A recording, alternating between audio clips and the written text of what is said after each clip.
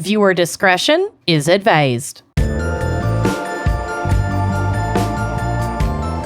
You are listening to Wine and Crime, the podcast where two friends chug wine, chat true crime, and unleash their worst Minnesotan accents. You betcha, you're darn tootin'. Sure do. I'm actually drinking wine today, wouldn't you know it? Good for you. It's been a minute. I had a Toke before this. Oh, well, yeah. So I'm drinking water personally, but I am not Bubble sober. water. No, I'm drinking flat today.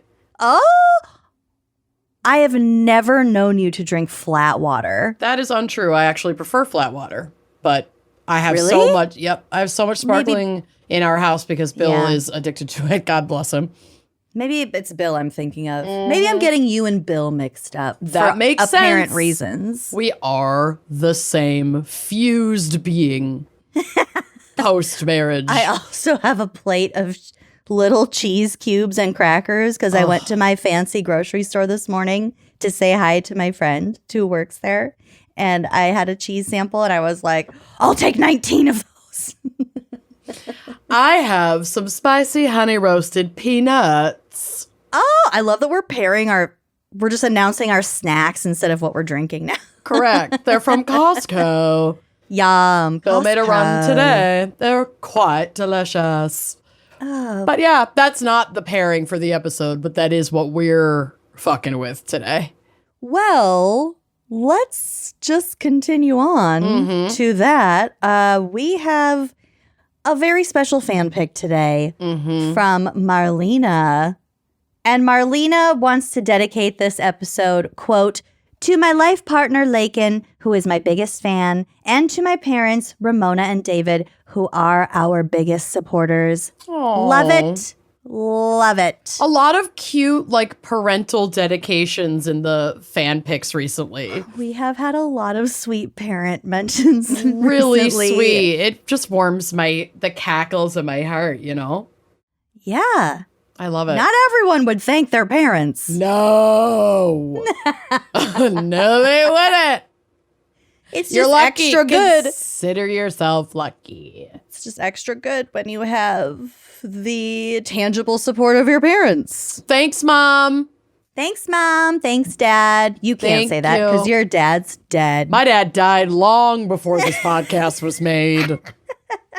So he never supported me a day in my life. No, I can't even That's finish not saying that. true. That's Your such dad- a joke. He Your was dad so supportive. Was the sweetest man I know. ever to have existed. I know. I couldn't even joke about it. It just was No. too wrong. Couldn't keep a straight face. God.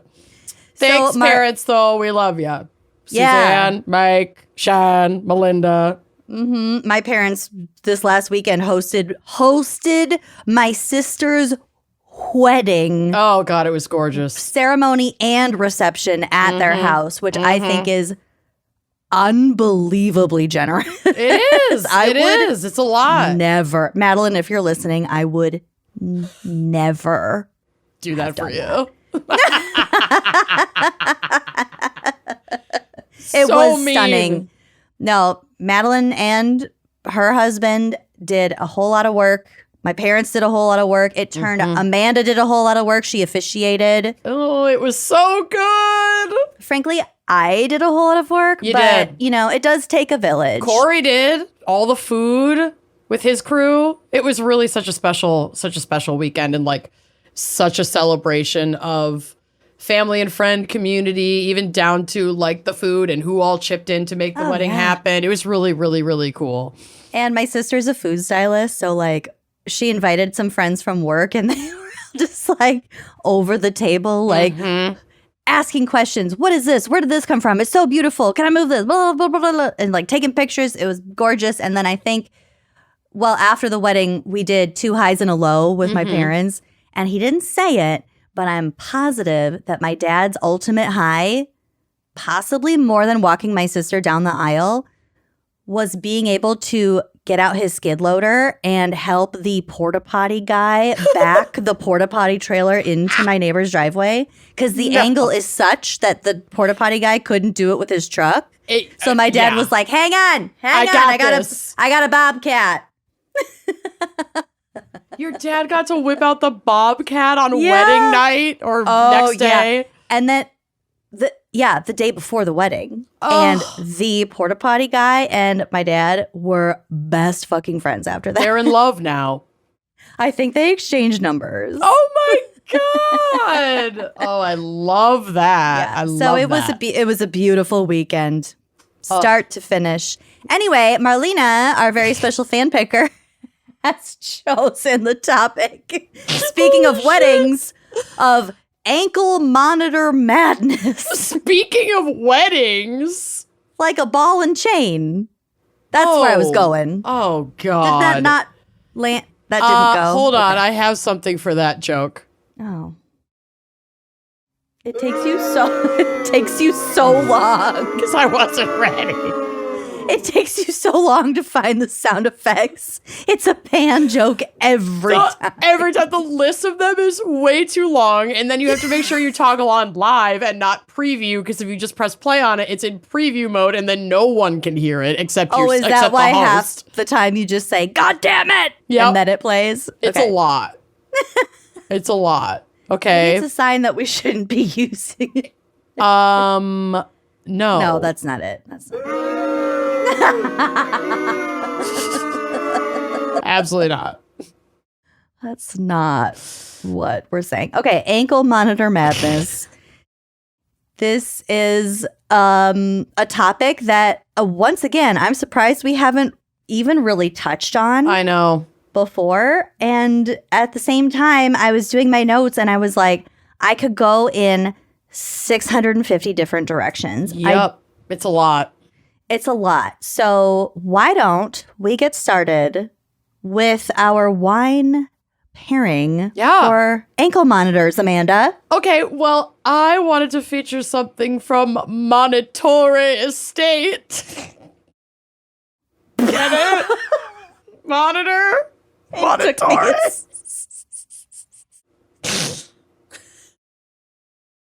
It took me a couple beats, I'm not gonna lie. Oh, do you need this?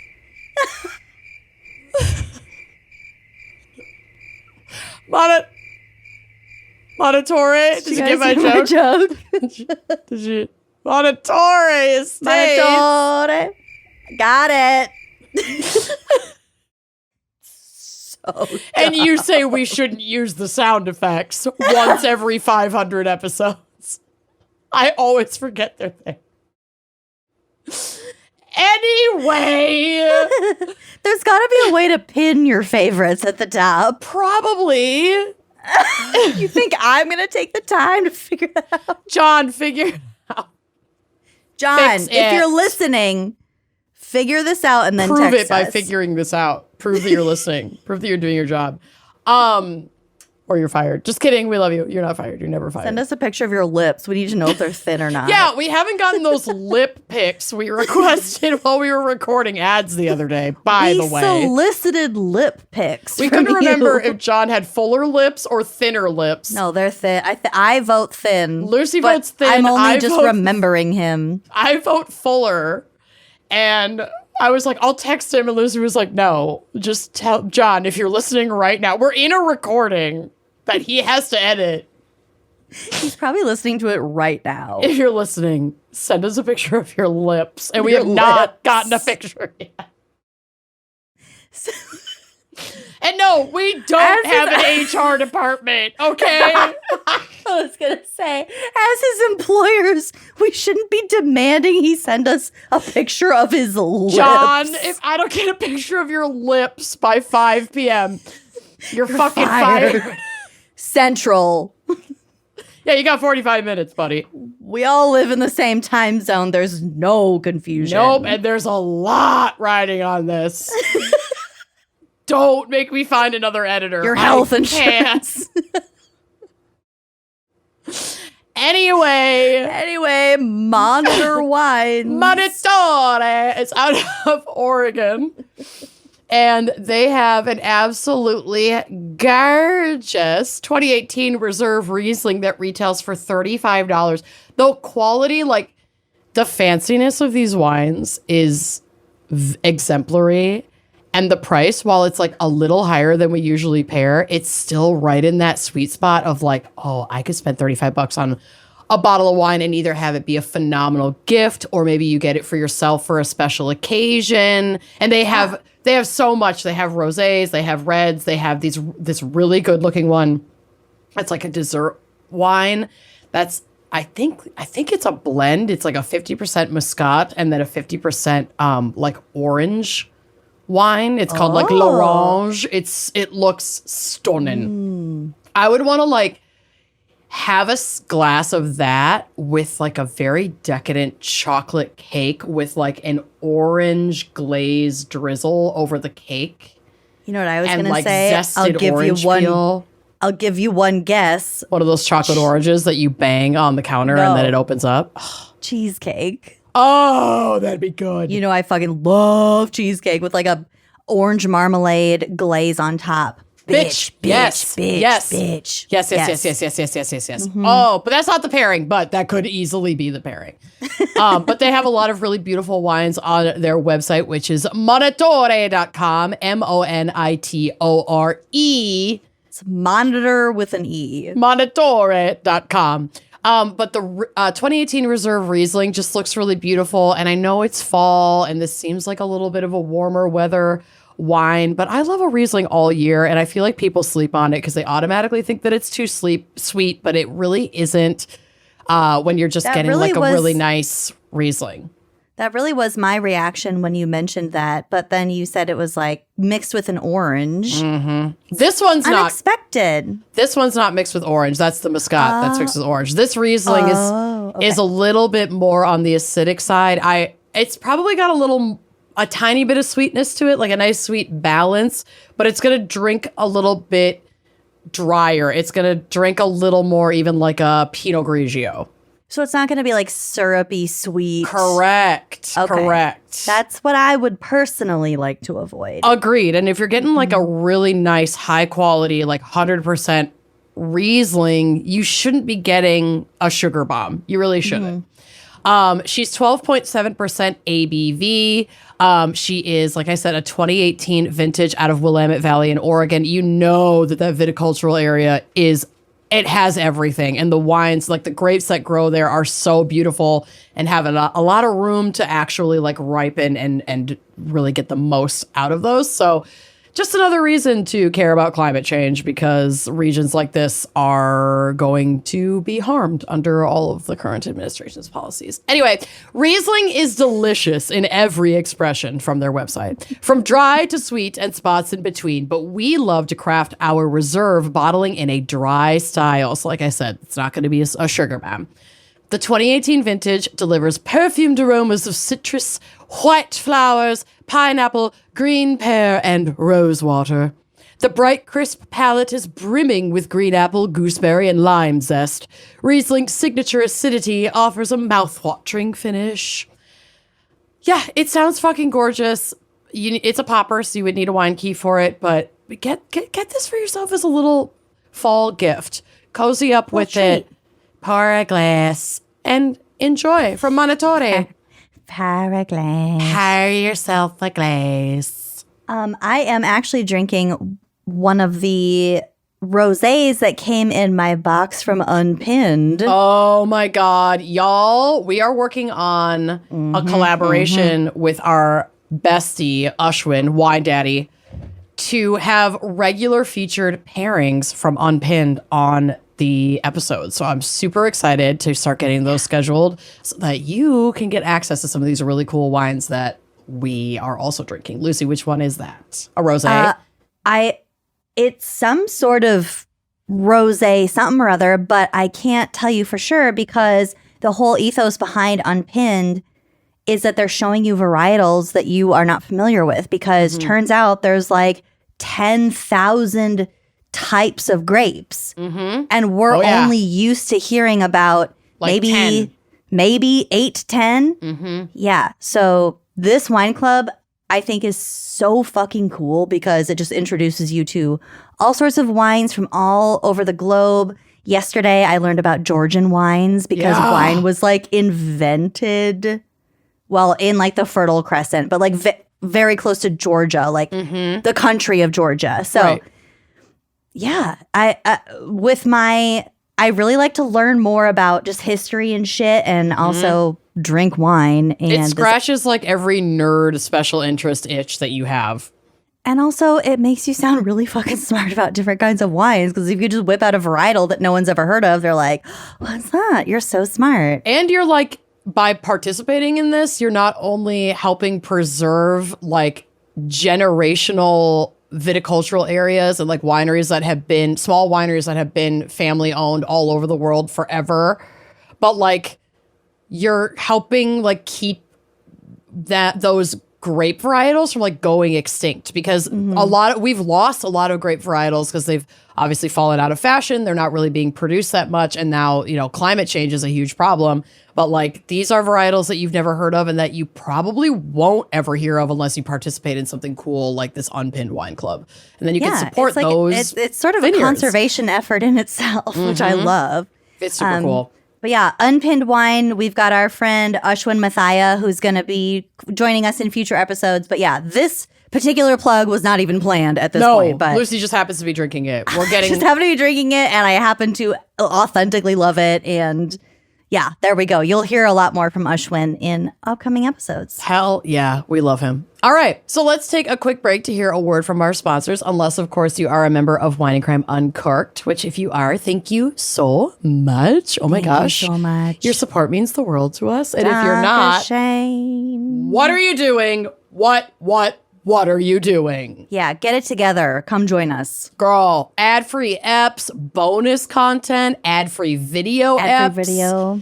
early access to live show tickets, live stream discounts. Yeah, currently our live stream tickets for our upcoming shows are $5 off if you're a member of Uncorked. So like, you're saving money. You're literally saving money. So please come hang out with us over on Uncorked. You can join at wineandcrimepodcast.com. All right, we'll be right back. Okay. The cooler days have arrived, y'all, and they call for layers that last. And Quince is truly our go-to for quality essentials that feel cozy, they look refined, and honestly, best part, they're not going to blow your budget. Yeah, I am slowly recovering from years of buying like pretty cheap winter like sweaters and stuff. Trying to get back on the quality train, and Quince is my go-to. They've got things like $50 Mongolian cashmere, premium denim that fits like a dream, and luxe outerwear that you are going to wear year after year. These are pieces that'll turn into your fall uniform, and they're like pieces. It's not just like a sweater. It's like, oh, my Quince sweater. That's what I love. So we're eyeing their wool coats. These look designer level, but they cost a fraction of the price. The quality is truly just as good, if not better. I recently upgraded to a king-size bed, so I had to get some new bedding.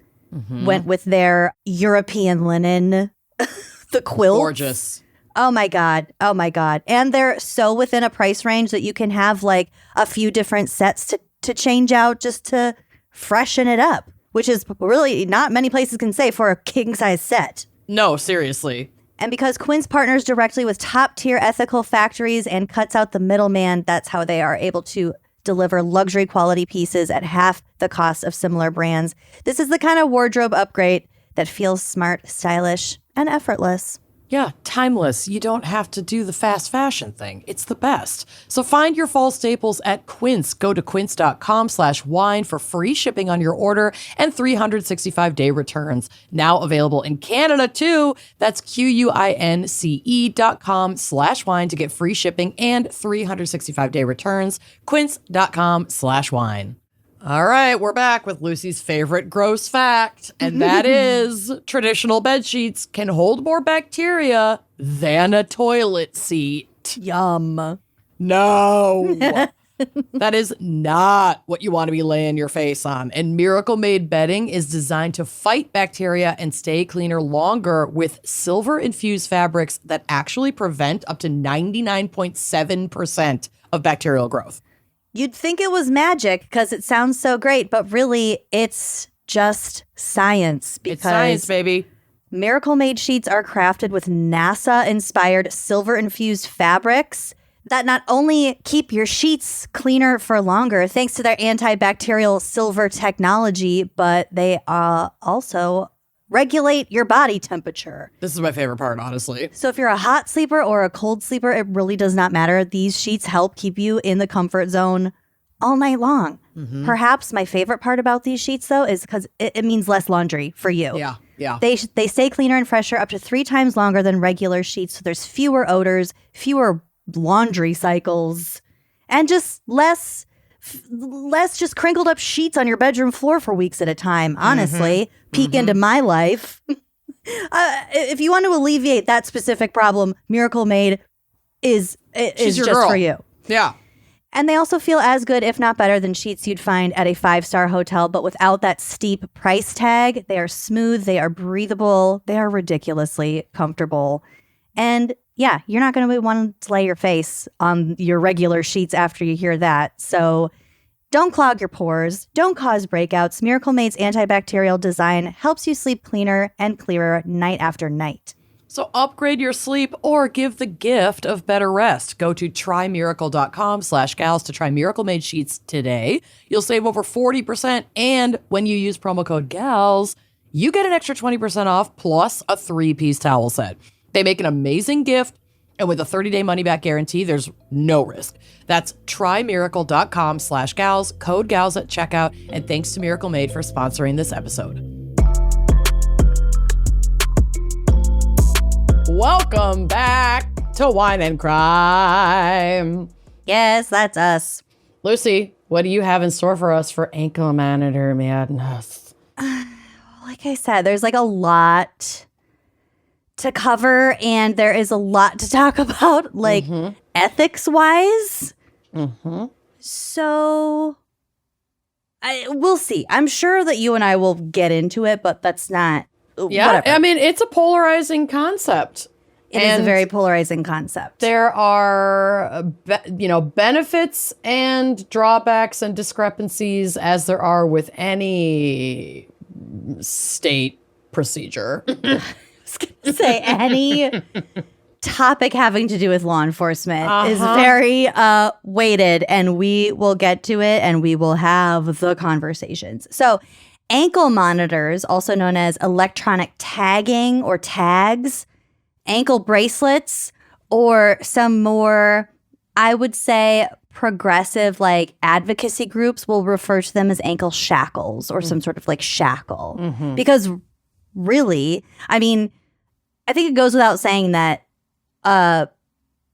Black people are actually twice as likely to get saddled with an ankle monitor, shackled too. And obviously that is very reminiscent of our racist past here in the United States. So why stop now? But these are an electric device affixed to a person to monitor their location or physiological state. We'll get to that. That's the part that I think is actually kind of cool. Okay. It can like monitor your heart rate and stuff?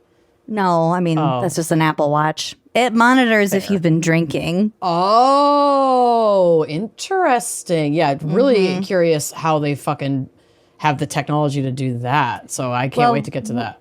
We'll get to it. Yeah. So ankle monitors are basically asset tracking, but for a human being.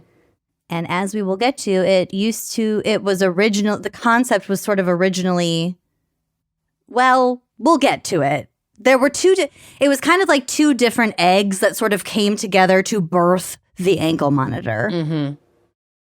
But an ankle monitor is typically used for a person as part of their bail or probation conditions, but they can also be used in healthcare or immigration contexts. Oh, Jesus. Ugh. I know. Which, by the way, speaking of immigration context, Baby, we'll get to it all. We will, but say it. Not what I'm about to say, I promise you. I was on our subreddit, the Wine and Crime subreddit, and somebody had posted that they got a fucking targeted ad for ICE recruitment. And I just wanted to, I know we've mentioned this before. I also was in the comments immediately, like, explaining what the fuck is going on here. But I just think it's pertinent to, like, repeat this every once in a while. So we do sell ads on our show. Some that we read, some that we approve through our ad partner to be automatically inserted into our episodes. We have full control over those ads. So we can the ones that we read aloud. That we read aloud, and some of the automatic ones that we are in approved categories that we vet before they are put into our catalog.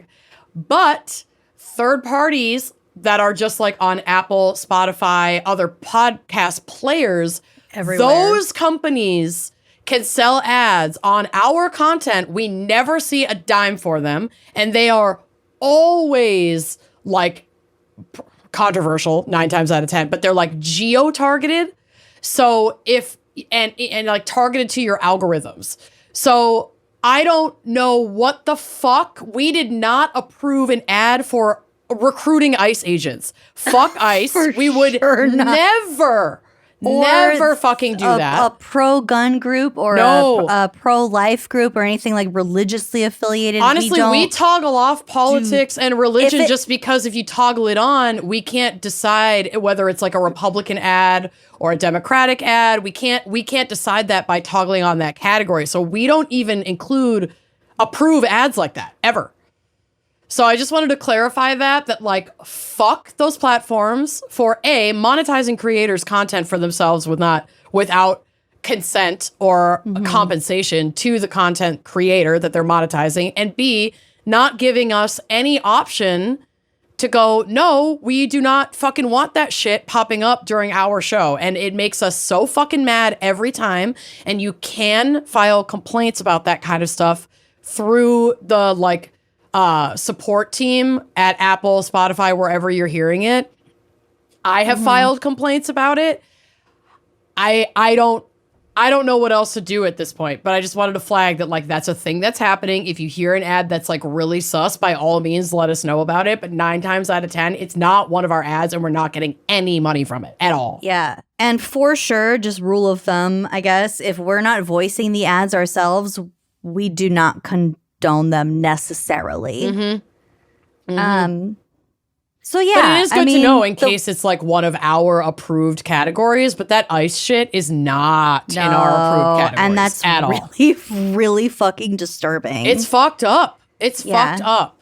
The world we're in today is not great. No. I mean, there's no. It's not cool. It's not normal. Hopefully our country can withstand this. I have every hope in the world that it will. But yeah, the media literacy is a very big issue, and we just want to be very transparent about the things that we do. We promote the, brands that we take money from, and if you have, issues like concerns, we're happy to discuss it. Yeah, like definitely send that along. But if you're hearing promotions for ICE, it's not on our show, dude. Trust, it's not. We don't want the fucking ICE fascism money. We don't want it. And we're not getting it. So anyway, that's all I wanted to say, because that reminded me of that. Well, we'll kind of get to ICE's budget. Right. Because believe it or not, we will be coming back to ICE. Okay, so ankle monitors can either be used with GPS or radio frequency. There are also ankle monitors for elderly people who are suffering from dementia, because somewhere around 40% of patients with dementia go wandering. Yeah. Go a wandering. Yeah. And that's a very cheap and convenient way to keep track of I totally understand the benefits of these GPS monitoring systems. We've got AirTags. People put them in their kids' backpacks. Like, at its surface, that's not the issue. And fortunately, that's not what we're talking about today. Right. I'm not going to touch on that again, but I just wanted to say, like, and there are also critics of people, or critics who are critical of putting dementia patients, like fitting them with any sort of GPS device too, because, I mean, well, it's tough when you get to a point where you can't consent mentally and the autonomy that's lost with having your every move tracked, I say, as I have my location shared with Lucy, my husband, my sister, my mom, 3 of my other friends, my cousin. Oh my God, there was a period of like 3 days or something when Corey was just like, where are you? Like, where are you? Where are you? And I was like, bitch, you have my location. Yes, stop asking me this. And he was like, I don't know what that means. I don't know how to find it. So I just show him on his phone how to locate me. And he was like, this is weird. World. No, he thought it was weird. Yeah, and it is weird, but it's it is convenient. a little bit weird, but also you don't need to ask where I am. I also I don't literally know. never look at it unless like I'm expecting Bill at a certain time after like a video shoot or something and it's getting late and I don't know where he is, but I don't want to bug him on the job, so I'll check it. But like I'm not really paying that much attention. The only time I've really ever used it is to see like how close in proximity my spouse is to our home to see like how soon he could just like get here. Yep. Like, where the fuck are you? How far away are you? 100%. Okay, so a little bit of history. The first portable transceivers that could record a person's location was developed by researchers at Harvard in the early 1960s. And this work was primarily done with 2 brothers who were also twins. Their last name was Schwitzgebel. Okay. Schwitzgebel. 2 distinct men, but I am not going to distinguish them here. It was intended to be used as in like an offender supervision capacity. Like if someone was behaving badly, they would get put this Schwitzgebel, this twin machine on them. Yuck. And then they would be kind of like monitored from there. It was definitely not how we ended up using it today.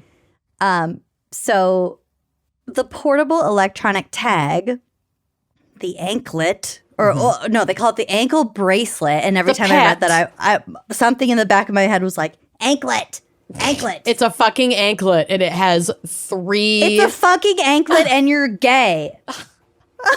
And it has 3 dolphin charms from Miami Beach on it. And they're all like a pearlescent lavender. Anklet, and you're gay. I don't know, the ankle bracelet. I don't know. There's something about it. It was like, I don't know. It'll always be an anklet in my heart. Anything that goes around the ankle is an anklet. It's a thick anklet, but it's an anklet nonetheless. It's an oppressive anklet. It's a thick, uncomfortable, electronic, oppressive anklet. Yeah. So the first one was called a, quote, behavior transmitter reinforcer. Don't love that. And this device could transmit data 2 ways between the base station and basically the anklet, which was ostensibly attached to a volunteer who represented a young adult offender. Okay. In these early phases of the experimentation. And when was this? The 90s? 60s, early the 60s. 60s. Oh, shit. Okay.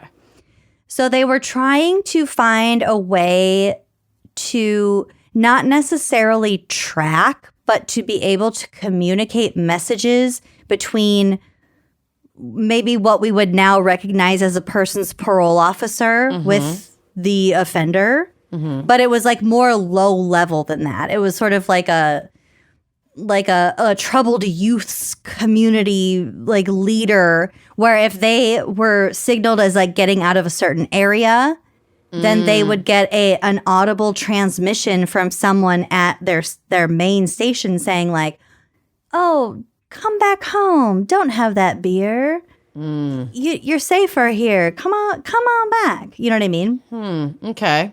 So these messages were supposed to be sent to the tag to provide positive reinforcement to the quote unquote young offender and thus assist in rehabilitation. Because pre-1970s, the U.S. was a lot more invested in rehabilitation over incarceration. Okay.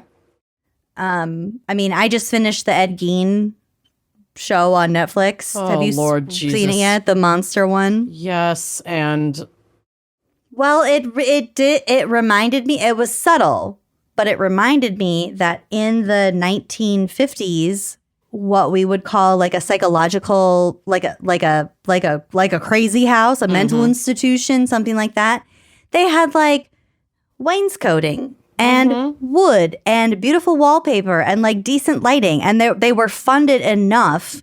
They were supposed to function more as like a rehabilitation facility than like somewhere that you were just keeping people so that they didn't get out and reoffend. Whereas where we see a lot of mental health facilities now, it's just you're keeping them there. You're not necessarily treating people, let alone curing people. You're just kind of keeping them out of society. right, which some cases do call for. You know, that Yes, but that wasn't the blanket solution for everybody It the way that certainly it is isn't. now.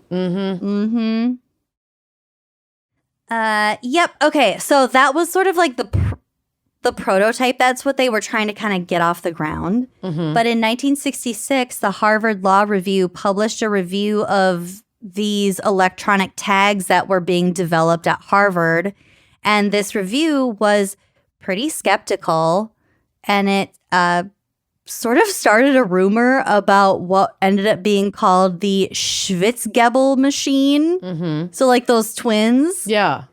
They just called it the Schwitzgebel machine, and they alleged that it used brain implants, or like brain implant transmitters. Oh, Lord. Like brain sending messages to the quote unquote young offender or whoever it was like, you know, attached to. Which is And then- not how that technology worked. Well, I They mean, didn't the have technology. brain implants. I mean, I think that technology kind of barely worked the way it was supposed to work, let alone for Yeah. brain implants. The fuck are you talking about? But there was this like overarching theme of like Big Brother surveillance, state control, and rightfully so. yes, really. we should But always be critical of that shit because everything that they test out on quote unquote offenders or prisoners is really Dude. just the testing site for what will eventually be used on you, on us. I'm not gonna go there. But now, it's just true. But Yeah. it may or may not be happening right now. It absolutely I can't. is. I fucking cannot. Yeah, it's awful. So when one of these Schwitzgebel brothers submitted a paper, like kind of expounding on the virtue. Let me or not the explain. virtues, but like the benefits of the what this actually is and not a brain implant device.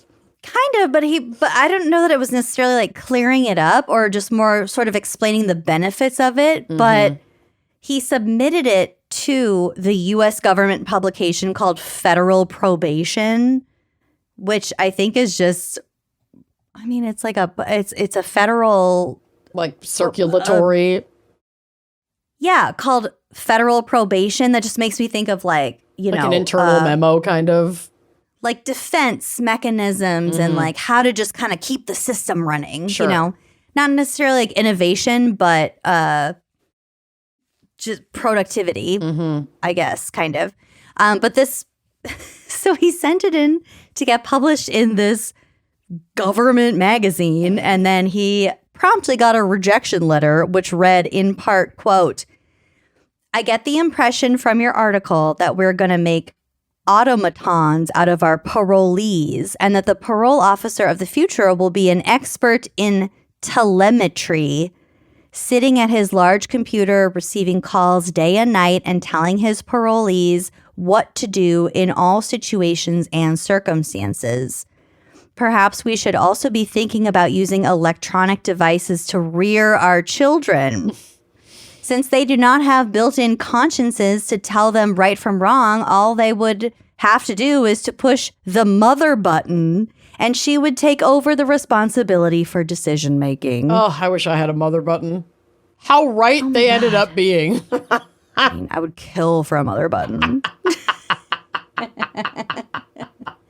Like, I understand the skepticism. Right, but this was I dramatic get it. for that moment. But also, like, technologically speaking, there were no brain fucking implants. No, they're putting like, a lot on this one device that doesn't do a lot of what they're claiming it does. and maybe it was just a fear of what could happen in the future. Again, Because now all of a sudden we're face first against AI. Like, we're defenseless at this point. But maybe then they were just trying to kind of prevent that sort of acceleration. But just felt like the response was a little bit much. Yeah. A little much. Well, it doesn't matter because then in the 1970s, the U.S. just stopped caring about rehabilitative sentencing, and this big brother myth just didn't seem to matter so much anymore because who the fuck cares about these guys? We're not rehabilitating prisoners anymore. We're extending the punishments as far as we can. Yep. So in the 70s, we started sending more people to prison, and therefore probation became more common. And that is where we get to the more commercialization of the ankle monitor thing. So there are several factors that have been identified as necessary to make electronic monitoring effective. Okay. So that includes appropriately selecting offenders. For example, like a person who committed maybe like some fraud online or like some really white collar crimes, it wouldn't make a difference to put them in an ankle monitor. Okay. You know what I mean? If they're not at risk to like escape, or Yeah, if they're not at risk to like leave their property and sell drugs or something like that, like it some offenders, it doesn't make sense to put an ankle monitor on them. Also, we need the appropriate technology. So we talked about the sweat sucking alcohol thing. The technology is important, and also the more advanced the technology, the smaller the apparatuses get, and that also actually solves a whole slew of problems. Making sure that the tags are fitted properly. There is supposed to be like an expert who puts the actual ankle monitor on you, and tightens it to the appropriate way. So you can't get it off, but so it isn't like digging into your skin. Correct. It has to be applied appropriately. Also, responding to breaches promptly, which we will fucking get to, but basically that means if an ankle monitor, say a person's wearing an ankle monitor, they leave their property, the alarm goes off, the alarm triggers like the ankle monitor center, and no one's there to answer the phone or answer the call or log it or whatever. Yeah, and it doesn't they have to have the matter. resources to actually monitor who is on the ankle monitor. And that, I think, seems to be one of the bigger problems in this entire layout, episode. So, yeah. Also between communication between the criminal justice system and contractors, because at the end of the day, it is contractors who are producing ankle monitors and fitting them to the offenders. So there has got to be some sort of interface between those two parties. And a lot of the times it is not adequate. So there are pitfalls and issues with every single one of these components, but these are the factors that have been identified in previous studies as being like contributing to the efficacy of this whole program. Okay. So I did find a website. This is basically from a Florida attorney, and the website is 727defense.com. Love it. All right. I'm assuming 727 is like the area code. Yeah, I would imagine. Okay, so I did Google, this might have been a bad idea, but I did Google how to cut off an ankle monitor. This And one of the might have been a bad idea, but dude, I have Googled so much stuff. Yeah. I mean, if this is what breaks the camel's back, I will be shocked. yep. But and it's really hard to find a solid answer. I'll say that. But I think that the strap itself is electrified. It has sensors at least. So if you try to cut through it with like a serrated knife or whatever, it's gonna trigger the alarm. So not only is it like nylon, like super tightly woven, supposed to be really uncuttable, also metal, but it's also electrified and they'll know. And also, have you ever watched, I think you have because I think I made you, Love After Lockup? I've seen a couple of the episodes that you've forced me to watch. There's so many. But like, they'll be wearing their ankle monitors and it'll be a low battery. They have to go they have to go plug it into a wall. Yep, that comes have up to in my case. Sit within 12, 18, 24 inches of a wall, their ankle by the wall, and have it charge. Like, the disparity of like the technological advancements about like, we can do this and we can make sure we know exactly where your human body is, down to the point where we can tell if you're within your house or in your backyard. But you have to plug yourself into the wall. Well, yeah. And you can't take a bath. It's got to charge. We got to keep your foot out if you take a bath. Well, yeah, you have to. Okay, so that leads I can't me to soak my insulin pump, and I have to plug into a wall. I have a cord next to my bed, so I always say I'm plugging myself in. I plug my pump in while I'm sleeping. But it's still attached to your body. You can't take it off while you're charging. Because it's giving me insulin. Oh, Jesus. Can't remove it. I need it to stay alive. Well, you're no better than a common criminal. Damn right. Out on parole Proud with an of it. ankle monitor. Well, according to 727defense.com, you are allowed to take showers. So you can have water sprinkling over, but you can't submerge the device. Yep. And if you do, it will be handled in the same manner as an attempt to tamper with the device. You can also be charged for any damages caused by like damaging the bracelet. And if you have one of the alcohol monitors, the constant alcohol, whatever, the one that controls your sweat every 30 minutes, that is super duper sensitive. So if you come into contact with like hand sanitizer or different colognes or perfumes or different cleaning products, It could trigger it. that could potentially trigger a false positive. And That the sucks. judge, I mean, don't fuck with it. Yeah. Whoever is reviewing your shit, you're not going to be like, oh, I spill. Or like another example, I'm a bar back at a bar and I spilled some shit from someone's drink down my leg or whatever. A judge is not inclined to believe that. And so that the sensitivities of one of those continuous alcohol monitor tags, That could be a real problem. It could be a huge problem. Especially if your parole depends on your employment. Yeah. Or anything like that. I read through so many stories and these parameters are so fucking fragile. I had an employee at a former restaurant that I worked that was on parole and wore an ankle monitor. And it can really, so much can depend on just like how good your parole officer is. Because we were in very good communication with their parole officer. It's restaurant work.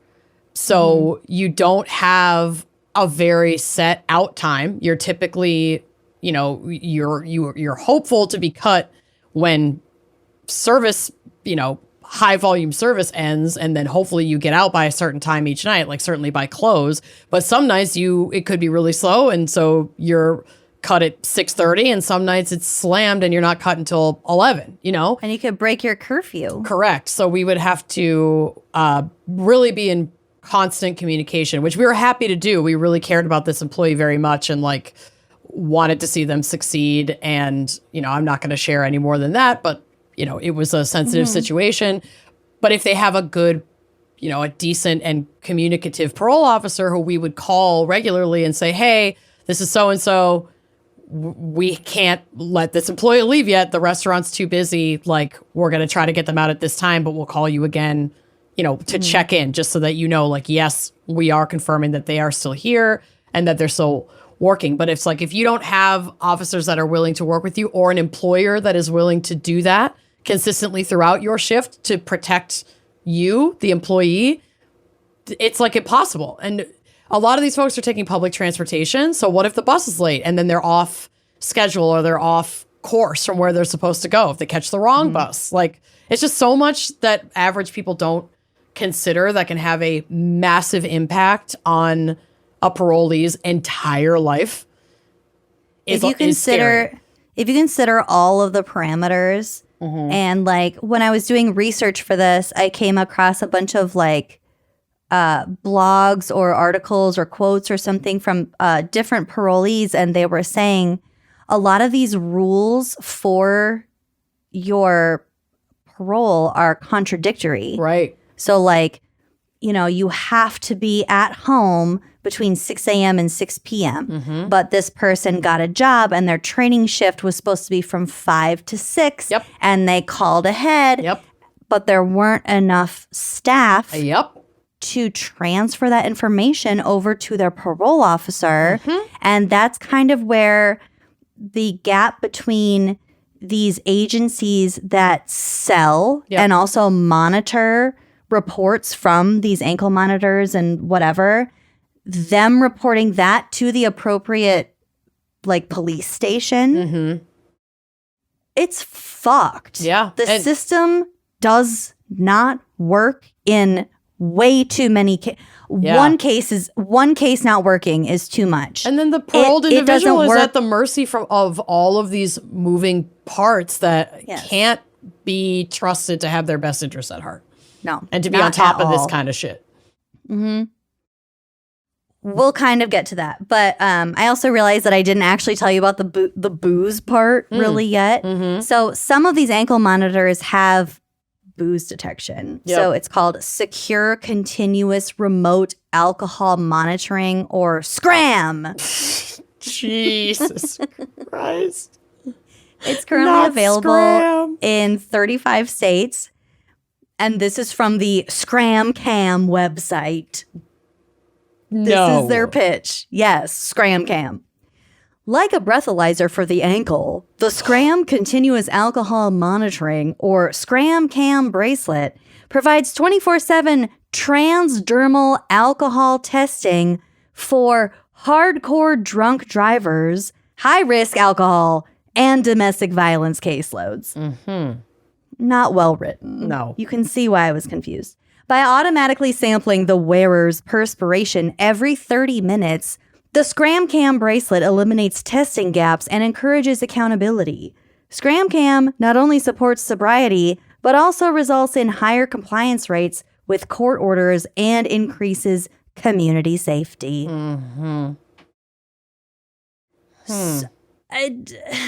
Yeah. On its face, of course, that's a good thing for people who have been convicted of alcohol-related violent crimes. Charges. Yep.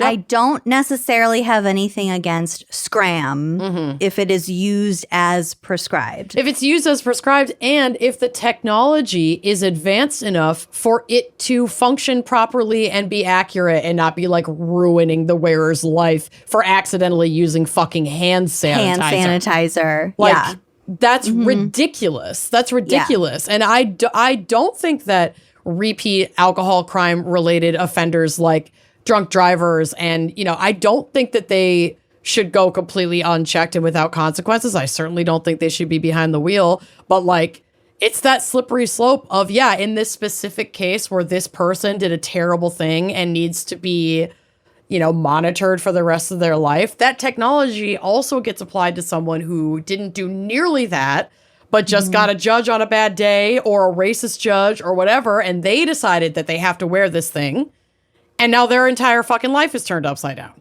And there are a lot of reports, they're anecdotal, but they are still reports of people saying, I've been ordered not to go within however many yards of a school, even though my crime had nothing to do with children. Or same with drinking, or same with, any number of things. There are all sorts of restrictions that these ankle monitors, these GPS systems can be used to apply, and not all of them make sense. Yeah. It's sort of just like kind of, ticking the boxes. Like, what do you mean I can't go to my daughter's dance recital because I can't go to a school even though I, was charged for like a white collar crime? I'm just making this up, but you know what I mean. The infringements that are sometimes applied because of these ankle monitors should not be applicable to the crime that was originally committed. No. And a lot of the times they're applied sort of indiscriminately. And it's just like one more thing. Nobody cares because there's no oversight, because there's, and then the next thing you know, a person has lost their job or can't be in contact with their family or whatever. And that's why, I know it's fucked up because we do this show where we talk about really awful people who have done really awful things. But if we just give in to the societal perception of incarcerated people as if they are not human and they don't matter, and that they aren't, oppressed in their own way and don't have all kinds of things contributing to why they're in there, some things that are their fault and some things that are entirely not their fault, it allows us to dehumanize these folks and desensitize ourselves to what the state does to them, again, as practice for what they will eventually do to you. So if the state is testing out the use of a monitor bracelet like this, and it has all these issues, and these issues are out there, but the general consensus is, well, these people are fucking criminals, so I don't really care if their life is turned upside down, and I don't really care if they get flagged for hand sanitizer. Fuck them, they did this to themselves. If that's the attitude, then the state's gonna keep getting away with shit until it's right on your own fucking doorstep, and no one's left to care that it's happening to you. So all of this shit is connected. That's why we have to care about the rights of incarcerated people, and we have to care about preventative measures and care about, rehabilitation, and not just the punitive system of our government. Or the application to people. Or the application to people who we deem deserve it. Exactly. Because someone at the top is saying who deserves what. And so if that is just allowed to be indiscriminately handed down from someone in a chair. Well, we'll get to it, because right now we are talking about primarily offenders and parolees. Previously, a long time ago when this was invented, it was intended for people who have offended and who are not in jail and who are not supposed to be punished, but they're supposed to be rehabilitated. That was the purpose of the original ankle monitors. Then we see after the 70s, it's a punitive thing. Correct. You cannot leave your house. You have to be these places at this time. But these are for parolees, people who have already been charged and convicted of a crime. So just making that clear in the timeline, that's as far as we have discussed yet. So, but before we get any further, I do want to talk about the pros to ankle monitors or this, monitoring devices. They are a lot cheaper than keeping a person in prison, which costs about $200 a day versus as little as 70 cents per day to monitor them electronically. Surveys have shown that electronic monitoring was a more effective punitive measure than were fines. And it was also generally more effective than community service. And also there's the whole thing about you're going to learn more when you're in prison about committing crimes. you meet other criminals in prison. They'll tell you what they did. They tell you how they did it. Sure. You swap stories. You get kind of into criminality. Mm-hmm. It can be more influential towards criminality to spend time in prison than not. Well, and I mean, even if that weren't the case, it's just not a safe environment for people. And it's also not rehabilitative. No. There is a 2006 study of over 75,000 Florida offenders who were placed on home detention between 1998 and 2002. Mm-hmm. So there's this whole study of all these people. Most of them were not wearing ankle monitors, but some of them were. Okay. And then at the end, the researchers sort of asked questions and zeroed in on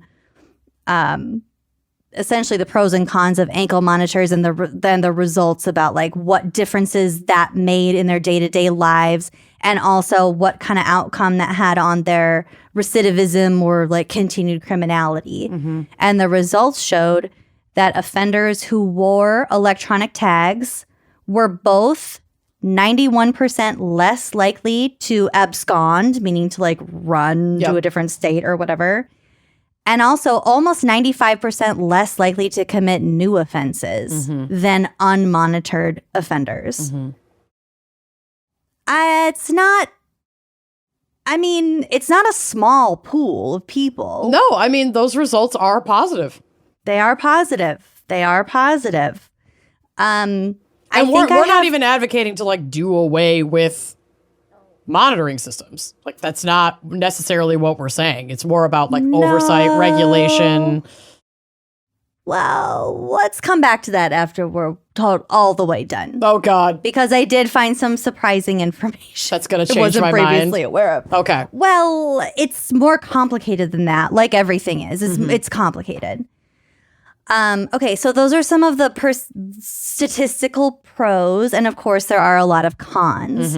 So ankle monitors don't actually stop someone from leaving a certain area or from committing a crime. No, they just alert you. Yeah. They're supposed to alert for changes in either behavior or geographic location. Right, but it's not apples to apples is what I'm saying. And also home detention is widely viewed, at least like by the public, as a more lenient punishment. Mm-hmm. And I think if you were to ask anybody, would you rather be in a prison cell or be at your own home with an ankle monitor? Of course, they would choose at home with an ankle monitor, but that's still not psychologically great. And we'll get to that too. So critics have expressed concerns about not only those things, but about data mining and also how this is an inappropriate level of surveillance, warning that we are moving toward a, quote, maximum security society. And that quote was from the 90s. Right. So like, that whoever said that would probably have a heart attack. But like, can you imagine? You're just constantly being monitored, and your lack of privacy. Again, we're talking primarily about parolees, people who have convicted of committing crimes, and like, I don't know. There are very muddy waters here. Okay, so this next part is straight from Wikipedia because, at least I'm telling you. In 2013, it was reported that many electronic monitoring programs throughout the United States were not staffed appropriately. George Drake, a consultant who worked on improving the system, said, quote, "Many times when an agency is budgeted for electronic monitoring equipment, it is only budgeted for the devices themselves." Yep, not the staff that actually has to respond to the calls, check Fucking the trackers, run the, It's like saying you paid for the phones. You didn't pay for anyone to answer the phones. Right. He added that the situation was, here we go, quote, like buying a hammer and expecting a house to be built. It's simply a tool, and it requires a professional to use that tool and to run the program. Drake warned that programs can get out of control if officials did not develop stringent protocols for how to respond to alerts and do not manage how alerts are generated. He said, quote, I see agencies with so many alerts that they can't deal with them. They end up just throwing their hands up and saying they can't keep up with them.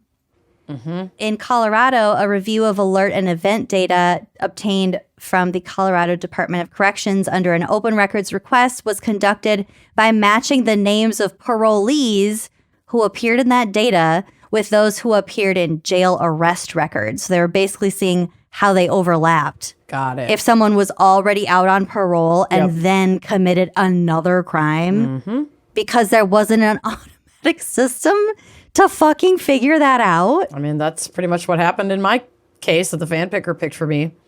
So this data revealed that 212 parole officers were saddled with the duty of responding to nearly 90,000 alerts and notifications generated by electronic monitoring devices in the span of 6 months. Oh my fucking God. There's no way that this system is effective when the people tasked with monitoring these systems are over tasked like that. There's no way. 212 officers to respond to 90,000 alerts it's not in possible. 6 months. You may as well No. you may as well just not show up to work at all, honestly. If that's Well, and can't say that either because then it's zero. No, I know, but I'm saying I'm not advocating for people not to do this job. I'm saying that it's almost as effective as if nobody was doing anything, because how the fuck do you even keep up with that? Okay, especially when you've got the monitors that are going off because of like, oh, I spilled on my leg at my bar shift. I spilled the counter cleaner down my leg at my job, I can't. which I'm required to do. Under the terms of my parole. I don't even think like spilled down your leg. I think if you use hand sanitizer and the alcohol gets into your bloodstream through your skin, which is also how I don't know the rate of how that or how likely that is to happen. But yeah, it just opens up Pandora's box of potential bullshit. Those have been proven to be too sensitive, if not all of them, because a lot of them are proprietary and we'll fucking get to the proprietary. Oh, Jesus. But like, it ain't right. It's not working. And actually, this was a big issue in Louisiana this past summer, June of 2025. This is from 4WWL. So basically, backstory, there's a guy named Nicholas Miarana who was booked in connection with an ambush-style shooting that ended up taking the life of 27-year-old Yasmin Webb and wounded 3 others. So it was this horrible... violent event that happened. Miarana and 3 other people are booked in relation to this. They discover that after his arrest, that according to his ankle monitor record, he had violated the terms of his parole at least 40 times before this happened, because there was no communication between the ankle monitor being like, oh, ding, ding, ding, you did something wrong. And then it has to go through like bing, bing, bing, bing, however many places to actually register with someone who can fucking do something about it. There was no response to any of the pings. Yeah. So, quote, WWL looked beyond Miarana and found dozens of other defendants who were repeat violators but faced no repercussions from judges. In some of those cases, the violators were later rearrested and booked with new crimes. So Louisiana passed a bill that includes mandatory reporting of violations to judges and prosecutors, the ability of a judge to issue an arrest warrant for a violation, and jail time after 3 confirmed violations. So one of the people who were really pushing this bill was Attorney General Liz Murrill, who said, quote, there's no point in putting people in ankle monitors if no one's monitoring the device or if there's no consequences for violators. This bill is a common sense response to this problem. And the bill also adds teeth to ensure compliance by ankle monitoring companies, the companies who own the ankle monitors who are responsible for those pings in the first place, as well as offenders. Monitoring companies can have their registration taken away for 5 years for failing to report these violations. And for offenders, violating ankle monitor conditions would become a separate crime, punishable by up to 6 months in jail. Mm-hmm. So there's that. I mean, we all have our feelings about the criminal justice system, but it makes it so much worse if one of the devices for supposedly making, coping with that a little bit easier is actively making it worse. Yeah. And this is, I think, the worst part of my segment, which has to do with immigration. Mm-hmm. So immigration, as I think has been stated multiple times in recent weeks, is supposed to be a civil law, not a criminal law. Mm-hmm. And courts do not consider immigration detention to be punishment because of that reason. You didn't technically commit a crime, so you're not technically being punished. And you're that just means being detained and disappeared. That means, per Harvard Law School's Phil Torrey in 2015, quote, immigration detention is criminal detention without the constitutional protections. Right. So just opening with that, first of all, some ankle monitor related terms. I took these from a 2021 paper by the Greenberg Immigration Justice Clinic, which was in collaboration with a couple of other immigration advocacy programs. They define, they have a term called E-carceration, which is the use of technology to deprive people of their liberty, which is basically a big umbrella blanket term for everything we're talking about. Mm-hmm. There's something called ATD, or Alternative to Detention. And this refers to coercive programs that tag people with intrusive methods of surveillance, such as GPS ankle monitors, or through mobile apps, telephonic or in-person appointments, and also arbitrary home visits. So I might have more of this later on, but they can make you have an app on your phone that requires facial recognition to make sure that your phone has GPS to where you are and that you are where your phone says you are. Jesus. And also, if they were to call you, they have voice recognition technology to make sure that it's actually you answering the phone to say, yes, I'm here, I'm at my house. Mm-hmm. And that usually requires a landline.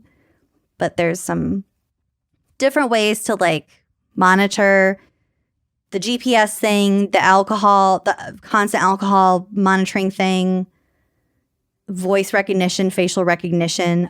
These things are typically used in tandem, but it's all to the same end. It's to make sure that you are where you say you are. Right. And doing what you're supposed to be doing. Yes. What you were told to be doing. Then we have ISAP, ISAP, which is Intensive Supervision Assistance Program. Love that. This is the primary component of ICE's Alternative to Detention program.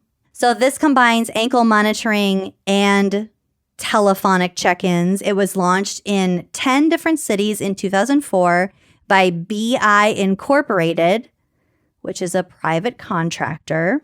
Mm-hmm. Individuals who are required to enroll in ISAP, which is often a condition of release from physical detention, are typically subject to one or more forms of E-carceration. So the GPS ankle monitor, the voice recognition, the phone calls, the app thing, whatever, or other reporting requirements. So ISAP is basically the program with which ICE uses to monitor immigrants who have been either immigrants or immigrants who have been flagged as being undocumented. Yeah, it's the ICE and app. Who are not.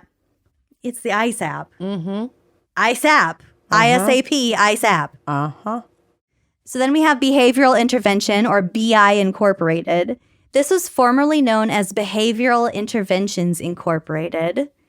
BI was founded in 1978 as a dairy cow tracking service in Boulder, Colorado. Made for cows, used on humans. Yup. The company has since pivoted from cattle to humans, becoming the nation's largest provider of electronic monitoring services in the criminal and immigration enforcement systems.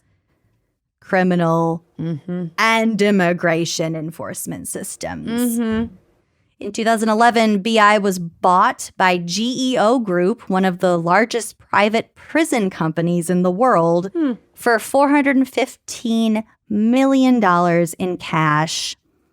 BI would become part of GEO Care, which is one of GEO's wholly owned subsidiaries. And at the time, the acquisition was expected to increase GEO's total annual revenue by $115 million to more than $1.6 billion.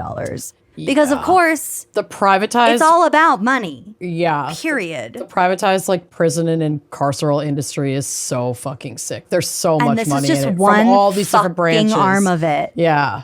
This is one skinny little arm of it. It's gnarly, dude.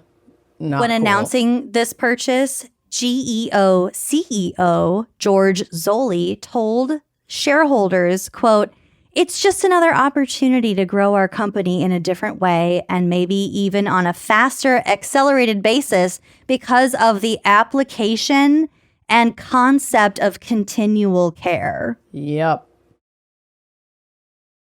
So he's saying, hey, there's way more prospect in a country that is criminalizing immigrants than there are in runaway dairy cows. Yep. So that's what that means. In a survey of immigrants subject to ankle monitoring, 90% experienced harm to their physical health, including electric shocks and burns. I read several accounts of people being their shackles on their ankles overheat and burn them, and they can't take them off, and they can't dunk them in water, and they can't. They torture. Malfunction. There's you can't just like call Verizon like, hey, help me with this electronic. That's horrifying. Nearly the same proportion, 88%, reported negative impacts to their mental health, including 12% who considered suicide as a result of being monitored. Ugh. And nearly all of them, 97%, reported social isolation. Yeah, I'm sure. And you're wearing a scarlet letter on your fucking ankle. No, actually. Yeah. I read an article. It was like an opinion article, kind of blogs thing about a person who, I mean, their experience was harrowing, super unfair, absolutely traumatizing. But they said the worst part was you have this ankle monitor, you're out in the world, but you can't go anywhere. You have to schedule everything. You can't have a job. I mean, this was their experience, but then their quote was, "Freedom is all around you, but it isn't for you." Yeah, you just walk. And that broke my heart. Yeah, you just walk around it, basically. The paper reports that ISAP is no more effective at ensuring appearance than holistic approaches such as access to legal representation and non-coercive community support services. There's not, I mean, this isn't the only solution. No. Control and coercive control is never the only solution. No, and they're not fucking criminals, period. No. And we should be skeptical of its usage, even if and when it is on criminals. Like it's just a very slippery slope. It really is. Yeah. So, you'll be proud of me. I was looking on Reddit. Good job. About ankle monitors. I just looked at ankle monitors and I found a couple different posts, which I want to read to sort of lighten the mood for the end of my segment. Okay, so this first one, I don't even remember what the topic was. It was something about, ankle monitors, tell me your stories. And this is a post from No Advantage 2294 said, quote, a guy in town, first day on the job, got his ankle monitor caught on a branch and pulled into the wood chipper, lost both his legs. No one could hear him scream because they had ear protection on. Oh my God. This is supposed to lighten the mood? What are you, a lunatic? He's got the best attitude, though. A lot better than I'd have. Oh my God. Quote. Oh my God. Okay, the other two are better. Oh my fucking God. Another post said, just got an ankle monitor put on. How do I remove it? Good for you. Because I did Google how to remove an ankle monitor. Mm-hmm. And then a quote was, go to jail. You don't have to wear them there. Jesus. And then my favorite, a hacksaw will cut through the problematic tissue and bone. After your foot is removed, the anklet should slip right off. Oh my God. Don't do that.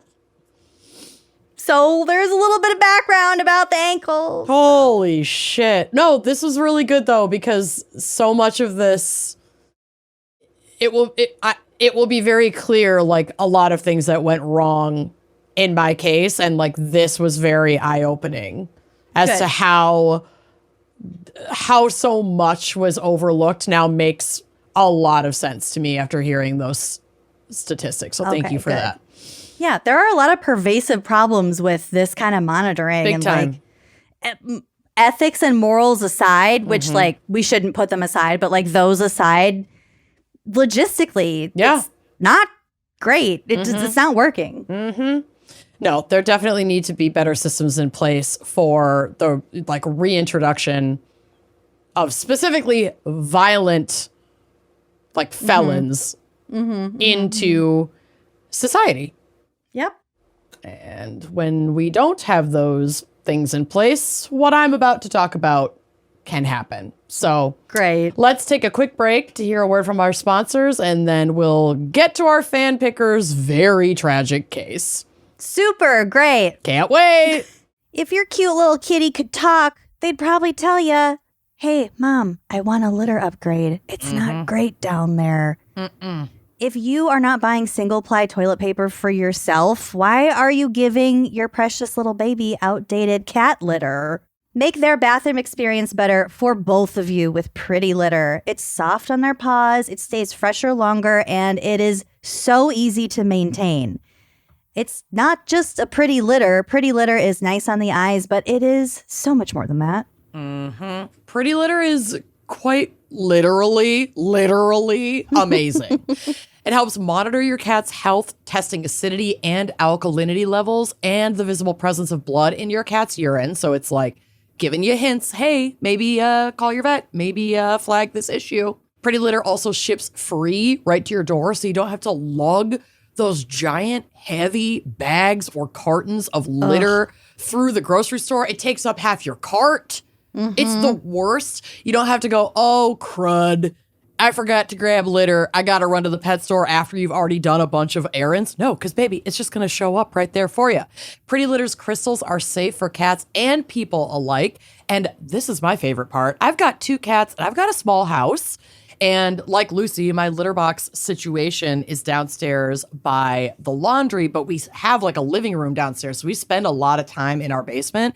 You don't want your house, your basement, your laundry room to smell like a cat box. And Pretty Litter has advanced odor control, which means your home smells like your home, not your cat's toilet. The ultra-absorbent formula uses less material than clay litter, which reduces waste. It saves money. This is truly ideal for apartments, busy lifestyles, multi-cat households, small quarters. I've got the multi-cat. I've got the small quarters. I've got less of the busy lifestyle. But you know what I'm saying. I truly love it. We switched to Pretty Litter, honestly, a long time ago before they were even a sponsor. And the cats love it. They adapted to it immediately when we changed from clay litter for Pepperoni. It was like there was no issue. She just immediately was like, oh my God, this is so much cleaner. I love this. Right now, save 20% on your first order and get a free cat toy at prettylitter.com/gals. That's prettylitter.com/gals to save 20% on your first order and get a free cat toy. prettylitter.com/gals. Pretty Litter cannot detect every feline health issue or prevent or diagnose diseases. A diagnosis can only come from a licensed veterinarian. Terms and conditions apply. See site for details. Okay, so one thing that always shifts for me when the weather gets colder, the nights get a little longer, is I get compelled to cook a little bit more. I want to get a little witchy. I want to be in my kitchen making like hearty bowls and delicious meals and just really, getting ready for that cozy weather. And honestly, if you think that you have to spend like big bucks or tons of time in your kitchen to get into cooking or make delicious food at home, think again, because I am not a chef. And I was never really that drawn to cooking until I got into something like Every Plate, because they're sending you meal kits that get you restaurant level deliciousness week after week with recipes like, girl, buckle up, crispy buffalo ranch chicken, cheesy Mexican street corn hash. These recipes have taught me like how to properly cook pork. I'm getting more adventurous about like cooking fish or seafood dishes that I just didn't Yes, I didn't have the skill set or like the confidence to do myself, but they walk you through everything so well that I'm like, oh, Gordon Ramsay who? Let's go. Also, about cooking in the wintertime, I don't want to go to the grocery store for everything. I'm gonna forget something. Always. That's why I love these meal kit delivery services. You're gonna spend less on these flavor-packed homemade meals than you would on your normal groceries or at a restaurant, and you're not gonna waste 5/6 of the basil that you bought. Right. I got a whole thing of cilantro to use like 12 leaves. Exactly. Come on, girl. And if you feel like you're in a rut, you're cooking the same things over and over again, this is key. Up your dinner game in 30 minutes or less with Every Plate's clear, easy to follow recipes. And thanks to Every Plate's constantly rotating weekly recipes delivered right to your door, you're always going to have the best answer to what's for dinner. They also have so many recipes that I can choose from a wide variety of things that my toddler would also enjoy. Yeah, for the family life. Yeah, it's not pinky in the air with all of these recipes, you know what I mean? A lot of them are very, very family friendly and accessible for young children. I love it. So what are you waiting for? Dig into these flavor-packed meals your household will love. New customers can enjoy this special offer of only $1.99 a meal. Go to everyplate.com/podcast and use code GALS199 to get started. Applied as discount on first box, limited time only. All right, welcome back. From one terror into the next. I have the fan pick case. Oh, no. Yeah, and you know, I made the decision to focus a little bit more on legal aspect of this than the horrifying details, because well, we've had enough of those details. You know, anyway. I don't think that that's incredibly necessary, but I did think that this is a really good case to go with everything that you just covered, because I think it's a good example of how this technology can fail, and that's part of a larger systemic failure. It's not just the ankle monitor. It's like gestures wildly. It's like everything. It's a lot. It's a fucking lot. It's one thread of a giant, hideous tapestry. So let's dive in. Reagan Delaney Tokes was a promising 21-year-old psychology major at Ohio State University. She was born in Edgewood, Kentucky, but grew up in Maumee, M-A-U-M-E-E. That sounds... Maumee, Ohio. And had dreamed of attending OSU since she was a child. She always wanted to go there. So it was very exciting when she got in, but it's no surprise that she got in because she was absolutely like star pupil, so smart. She graduated from Anthony Wayne High School, where she had a 4.5 GPA. Okay, girl, let's go. Fuck? I know. How do you even get that? A lot of the extra credit. Yeah, a lot of extra credit. She also played on the varsity lacrosse and tennis teams, so she was an accomplished athlete. She was really, really wicked smart. She originally majored in pre-med, but she changed her major to psychology, and she was only like a couple years in at Ohio State when, you know, everything that we're about to talk about happened. She planned on graduating in May of 2017 and moving to Cleveland, where she had hoped to work at the Cleveland Clinic.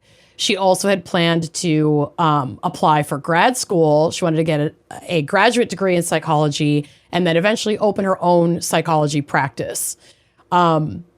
When she was taken from this earth, she was just months away from her graduation in May of 2017. So this happened in February of 2017.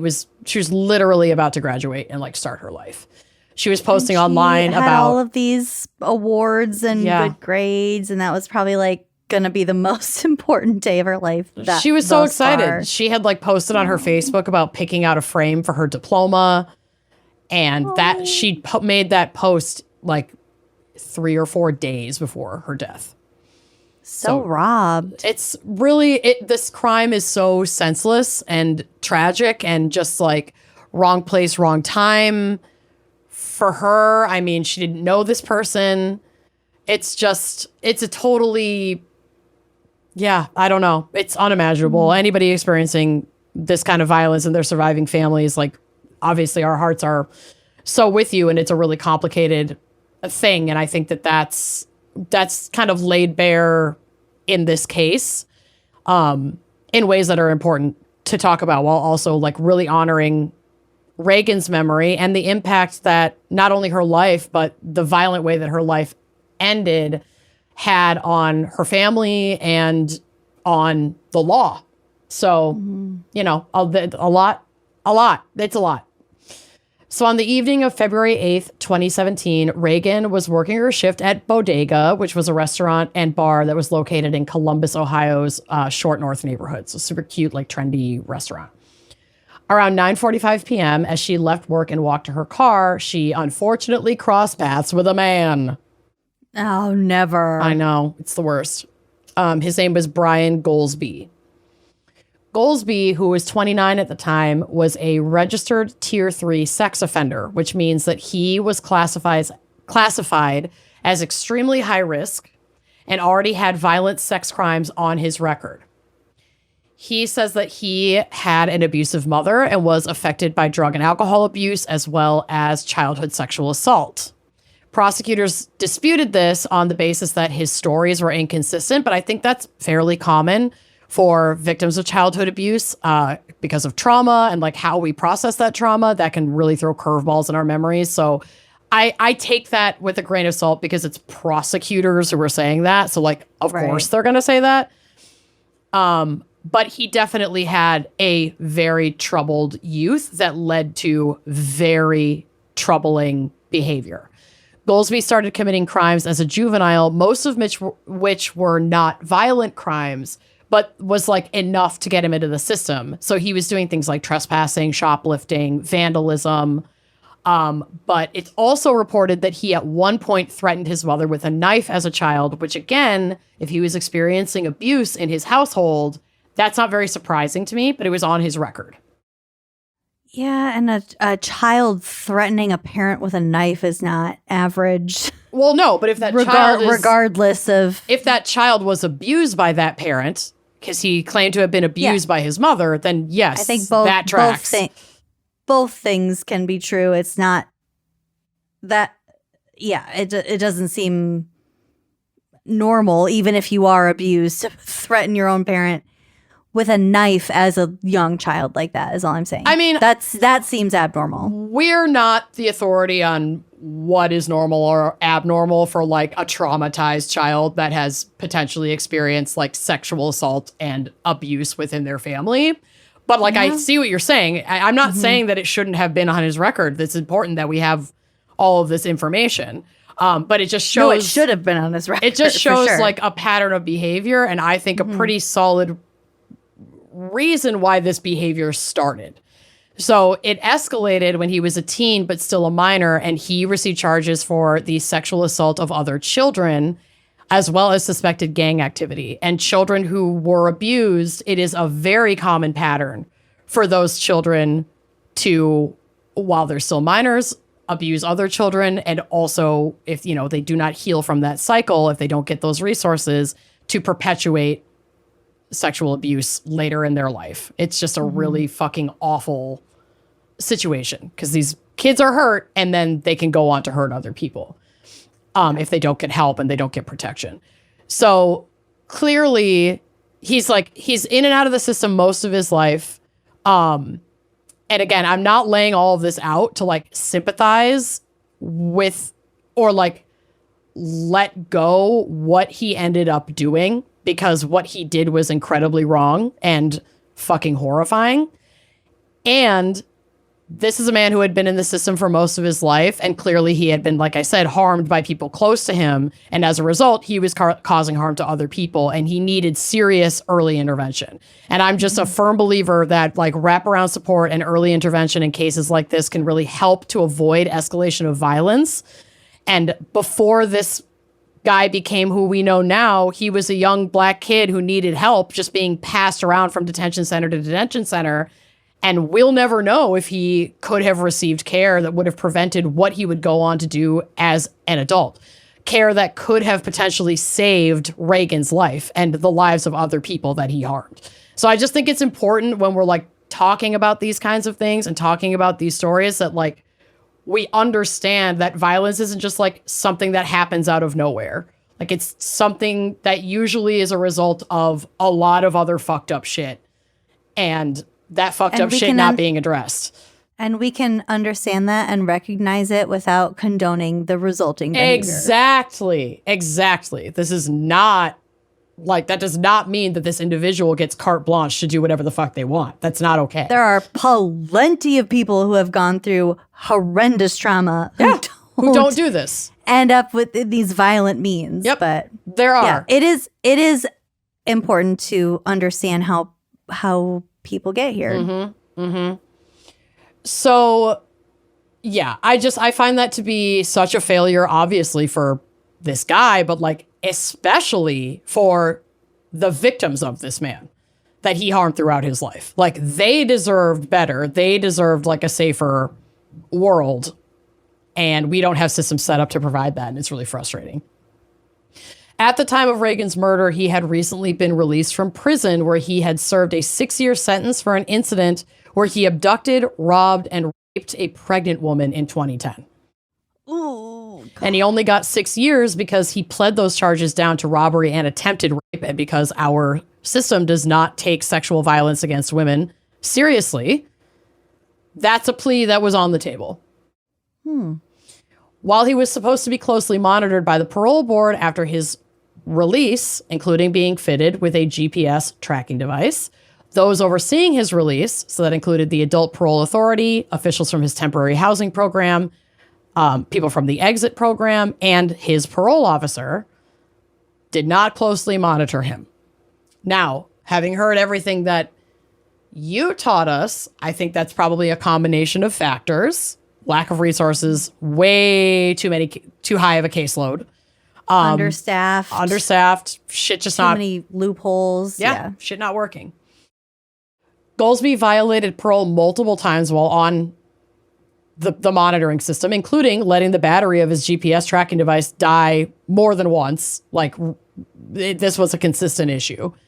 He also committed 6 armed robberies in the days leading up to the murder of Reagan without being arrested. And the lack of 6. So the lack of oversight not only allowed him to acquire a gun as a convicted felon, and a convicted felon on parole, like he should not have been able to get a gun, but he got a gun, likely not through, like a store with a registration, but like if people, a gun show. Well, or, you could have gotten them in community. Like there are lots of ways to get a gun, but I'm just saying.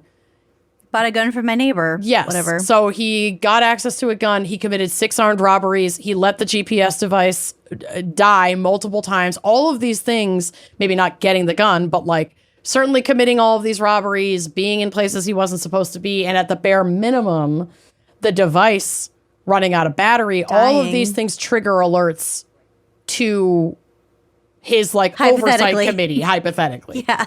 They're supposed to. So on February 8th, the GPS tracker happened to be charged, fortunately. And not that it prevented anything, but it at least provided data for where he was, on this day, on like that fucking fateful day. And the data from the GPS tracker shows that he spent about an hour walking in circles near Bodega before Tokes left. So it's likely that he, was in the area. Maybe he saw her just in passing, like getting something at the restaurant or walking outside the restaurant, and he kind of took a liking to her. Stalking her and waiting for her to leave. That is what the data would indicate. When she did leave her job, he forced her into her own car. So he like kind of followed her to her car and then forced her into the car at gunpoint. She was in the driver's seat. He abducted her by holding her at gunpoint and had her in his custody for about 2 hours.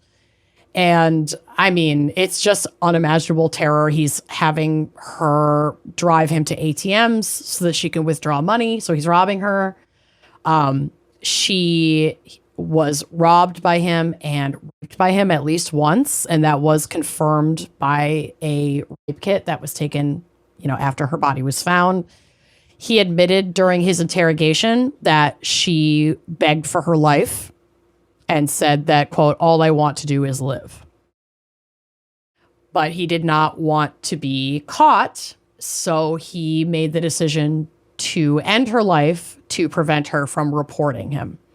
He forced her to, so this is just so fucked up. Like he forced her to drive herself to the location where he would be murdering her. And I just can't even imagine what that would be like. I mean, it makes me that made my lungs flip. Yeah. It's thinking of like you're driving your own car. Yep. Yeah, where it's like normally you have so much control, but it's like you're forced. Like I can't, you try to do what they say so that you hopefully buy yourself time to either get away or talk them out of it. And it's just, that wasn't the case for her. Okay, I think about this like not infrequently. Like if I were, held at gunpoint, or if I were in a moment of like make a heroic decision or don't, even if it's to save myself. Dude, I don't think that quick. I know. I'd love to. I really don't. I'd love to believe that it's like, okay, if I'm going to die anyway, I'm going to try to crash this fucking car. And I know, but I don't think that's how it happens a lot of times. No, I mean, fight, or freeze. Fight or flight. And freeze is like, is one of the most common ones. It's like, I don't know what to do, so I'm gonna comply. I'm just gonna do, And when you, I have no idea what I would do. When I think about that, just this is so morbid, but I think of like every time a person in human history has been like, hit in the head with an axe or shot in the head or something, and they die like real quick. Their last thoughts are probably like, what the fuck just happened? Right. And that's it. And then that's it. It's too quick to even make any kind of move or decision. Yes. Yeah. I know. There's something so creepy about, I don't know. And that yet, has nothing to do with this. I would take that. It's the humanity, oh shit. Like, I don't know anything. What? I don't know. Yeah. It's creepy. It's impossible to know what you would do faced with this fucking impossible situation. Period. It just is. Yeah. So he took her to, or had her drive to the Scioto Grove Metro Park in Grove City, Ohio. And he had her remove her clothes and walk into a field at the park. And then he shot her twice in the head, quote, execution style at close range. Her body was left there and discovered the following morning, February 9th, 2017. The investigation that followed was very fast. Investigators located her abandoned silver Acura in southeast Columbus. So not by the park. He had taken the vehicle to leave the park and then ditched it somewhere and either got a different car or left on foot. Key evidence included the GPS data from Goldsby's ankle monitor, which placed him at the scene of the abduction at all of the ATMs that her card had been at and at the park where she was found. Additionally, cigarette butts with Goldsby's DNA were found in and next to Tokes' car, and forensic testing from the rape kit provided DNA evidence that also pointed to Goldsby. There was also gunshot residue on the clothing that he was wearing that evening that they confiscated. So there's really no doubt that he did it. You know, there was surveillance data, both from like ATM cameras and also from his monitor. There was DNA evidence, and he all but confessed. So he was arrested on February 11th, 2017, and he initially confessed to the robbery and the kidnapping, but he denied the sexual assault and he denied the murder.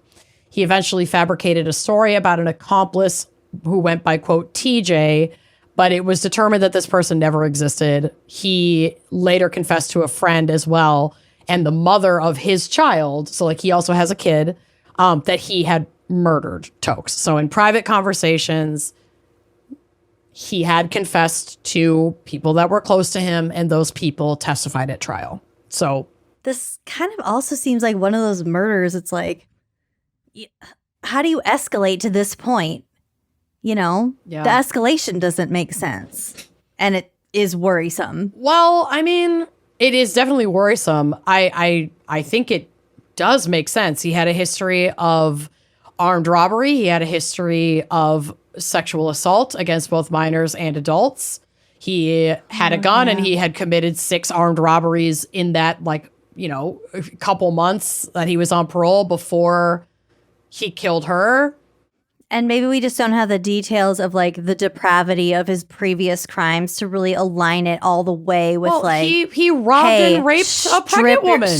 Strip your clothes and run away. I'm going to shoot you in the back of the head or whatever. I think he probably intended to assault her again would be my guess, and maybe just didn't think he had time and then shot her.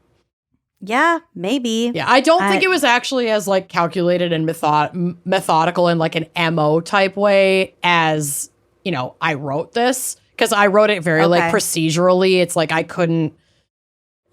Yeah, you might have just said like execution style, but really he just like panicked and shot her in the head. Yeah, he just shot her at close range, and you know I actually don't think that it's that far off of his track record, honestly. And I think, and when we look at track records like this, it's like, it's always going to end this way.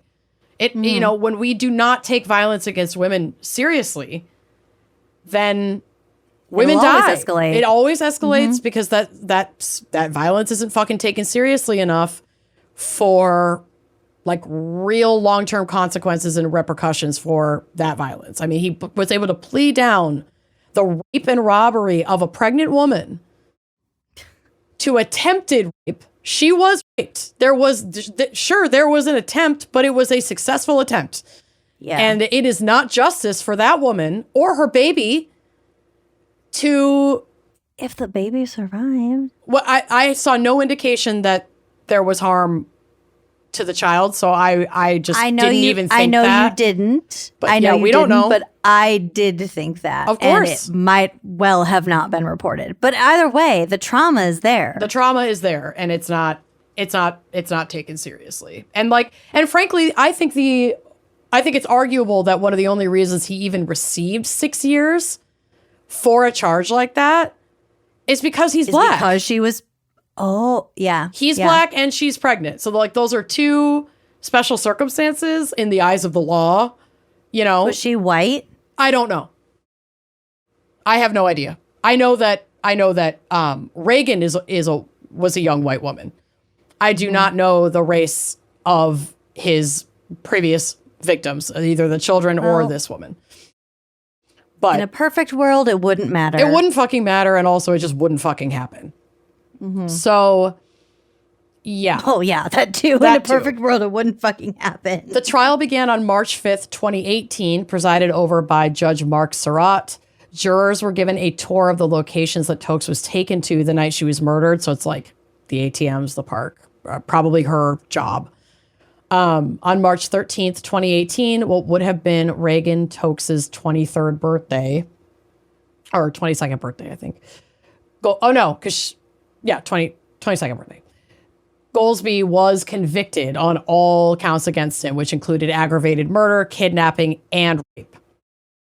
The sentencing phase presented a challenge for the prosecution, and the prosecution was led by Franklin County prosecutor Ron O'Brien, who was seeking the death penalty because that was still legal at the time in Ohio, and it might still be now. I actually don't know. But there are also those states where the death penalty is legal, but they just don't use it. Because isn't California like that? Yeah, they've kind of suspended it. Right. Yeah, Ohio is currently suspended. Okay. So the prosecution was seeking the death penalty. The jury couldn't reach a unanimous decision on the death penalty, so that resulted in a deadlock at sentencing. 4 jurors voted for life in prison and 8 voted for death. As a result, Goldsby received 3 life sentences without the possibility of parole, plus an additional 66 years for the armed robberies that he committed in the days prior to the murder. So it was okay, if you can't unanimously vote on the death penalty, then we're not going to bring down the death penalty, but we will charge the most maximum sentences possible. He will die in prison, period. It just won't be anytime soon. So this was not the end of the legal battle, because shortly after Goldsby was sentenced, his new lawyers filed an appeal in a move that didn't make that much sense for Goldsby, because at his trial, his lawyers had already fought to save his life, to not have them bring the death penalty, and B, there was just so much fucking evidence that it's okay, I don't really know why you're filing an appeal, but sure, I guess we'll do it. So when his attorneys immediately tried to drop the appeal, prosecutor Ron O'Brien seized the chance to file a cross appeal, arguing that Judge Surratt had made an error in the instructions given to the jury during the penalty phase. Because again, the prosecution wanted the death penalty. I think it must be just if you sue somebody, they automatically get the opportunity to sue you back, whether they take it or not. I wonder if it's a similar thing where it's if you're filing an appeal, both sides appeal. That doesn't make sense. I mean, I think it's if the defense is filing an appeal, then that automatically gives the prosecution an opportunity to file some sort of appeal. But most of the time, the prosecution wouldn't be compelled to do that, because assuming there's an appeal filed, they already won. But this prosecutor was well, I'll file an appeal because we wanted the death penalty. It's not an appeal; it's a response to the appeal. I'm not get sure. Plenty of heads up. It was just referenced in the articles I read as a cross appeal. So I'm inferring what that might mean. I don't fucking know. Okay, Lucy, I looked it up and I was way off. So give it to us. A cross appeal. It's not cross in the sense of the defense. So let's say that the court ruled the defendant guilty. Mm-hmm. It's not a cross in the sense of that defense team will then appeal, and then the prosecution will also appeal, because obviously the prosecution wouldn't want to appeal a verdict that benefited their side. So in sense, it's more of a top down. Okay. So an appellee, the person who's appealing, can request that a higher court review a decision made by a lower court. Okay, that makes sense so then. It's because more the prosecution was than horizontal. We still want that death penalty. We're going to have a higher court take a look at this. Yes. So if you have a cross appeal, it's well, wait, we wouldn't have gotten here if it wasn't for this lower court's ruling, so let's appeal that. Mm-hmm. And then we'll take it from there. We'll take it back up. I think I was just confused because Goldsby's team also filed an appeal, but then they immediately tried to drop the appeal. But I think what happened is that Goldsby's team filed an appeal. The prosecutor was kind of sweet, this means we'll go back to trial and I can fight again for the death penalty. And then when Goldsby's team, says here, immediately tried to drop the appeal, then this prosecutor, Ron O'Brien, is oh, fuck, I'm going to lose my opportunity to go for the death penalty. I'm going to file a cross appeal to a higher court to argue that the judge fucked up in laying out the instructions on the death penalty to the jury, so the jury didn't have everything they needed to be able to deliberate properly on it. Or probably not a higher court, but a lower court. Or whatever was needed. Yeah. At the end of the day, they will be challenging previous motions from lower courts to be like, well, you were wrong here. Right. So we can't take anything that happened after that. Got it. So regardless of that process, O'Brien's goal... I'm a fucking lawyer, by the way. O'Brien's goal was to secure a second chance at a death penalty sentencing. That's what he wanted. And he was confident regarding the issue of double jeopardy, noting that since the original jury was deadlocked and did not decide unanimously against the death penalty, reconsideration of the death penalty should be on the table if the appeal went forward. So the 10th District Court of Appeals ultimately ruled that Judge Surratt's instructions had been proper and had been clear. Like, he didn't fuck this up in explaining to the jury what this meant. Although the state appealed that decision, the Ohio Supreme Court accepted the case in January 2021, and the appeal was eventually withdrawn under the newly elected District Attorney Gary Tyak, allowing Goldsby's life sentence to stand. So everybody was trying different shit. None of it worked. It is what it is. He's in prison for life. That's the justice system. Reagan's murder received widespread media coverage locally and nationally, highlighting the systemic failures in monitoring Goldsby, and I would assume the system of electronic monitoring as a whole, and really leaned into or really focused on the fact that Goldsby was a violent and high-risk offender who was put on this technology under what had been told to, the general public, or is kind of... everyone. Yeah, to everyone, was a suitable monitoring protocol. And it just wasn't. It still isn't, it sounds like. Reagan's parents, Toby Tokes and Lisa McCrary Tokes, began working with lawmakers to address these failures. The result was the Reagan-Tokes Act, a bipartisan piece of legislation that was introduced by lawmakers including Jim Hughes and Kristen Boggs in Ohio. The portion of the act concerning sentencing, so this is the portion that's like kind of polarizing. So we're going to talk about that portion first, and then I'll acknowledge the other portion that like is kind of aligned with where I fell. But portion of the act concerning sentencing was signed into law by Governor John Kasich in December of 2018 and went into effect in March of 2019. The law primarily targets offenders convicted of first and second degree felonies.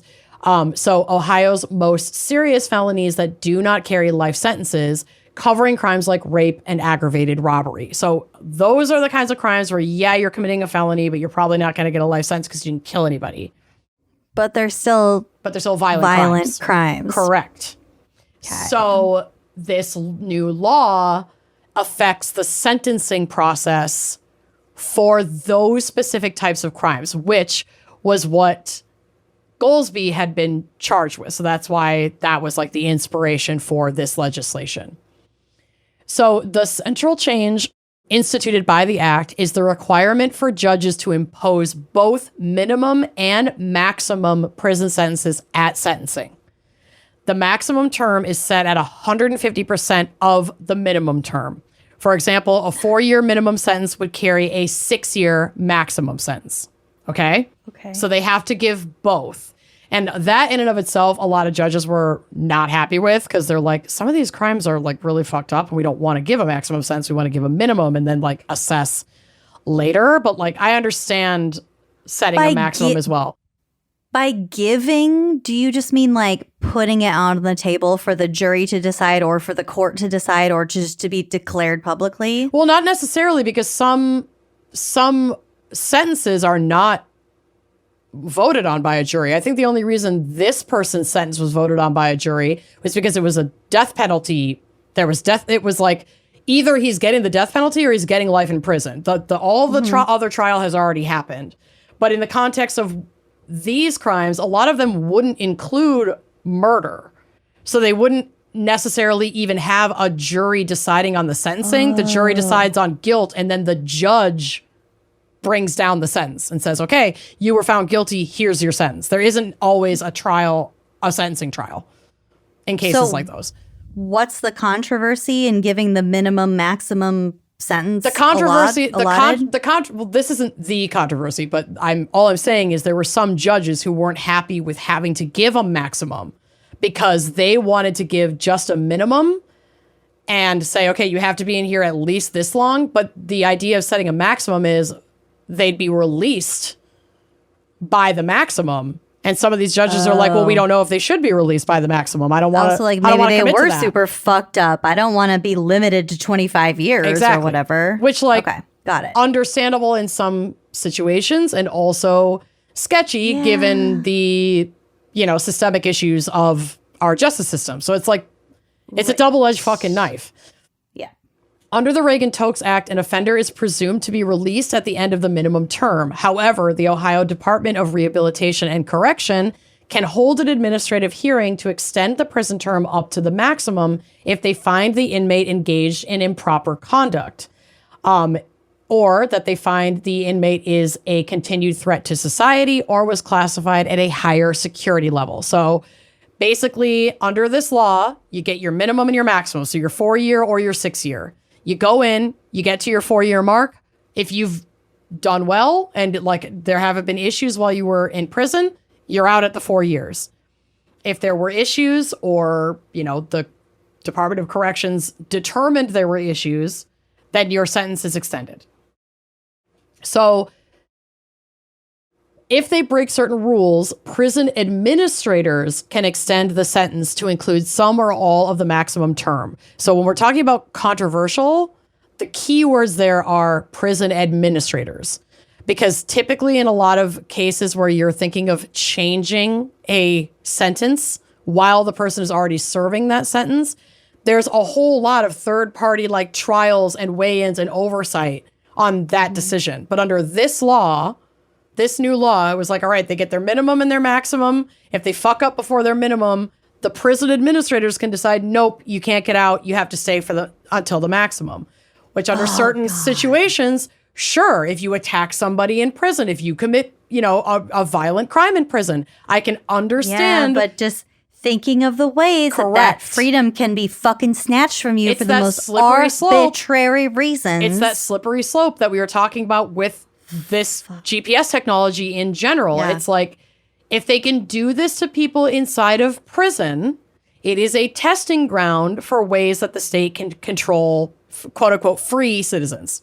So like, we have to care about this kind of shit and not care because they're criminals.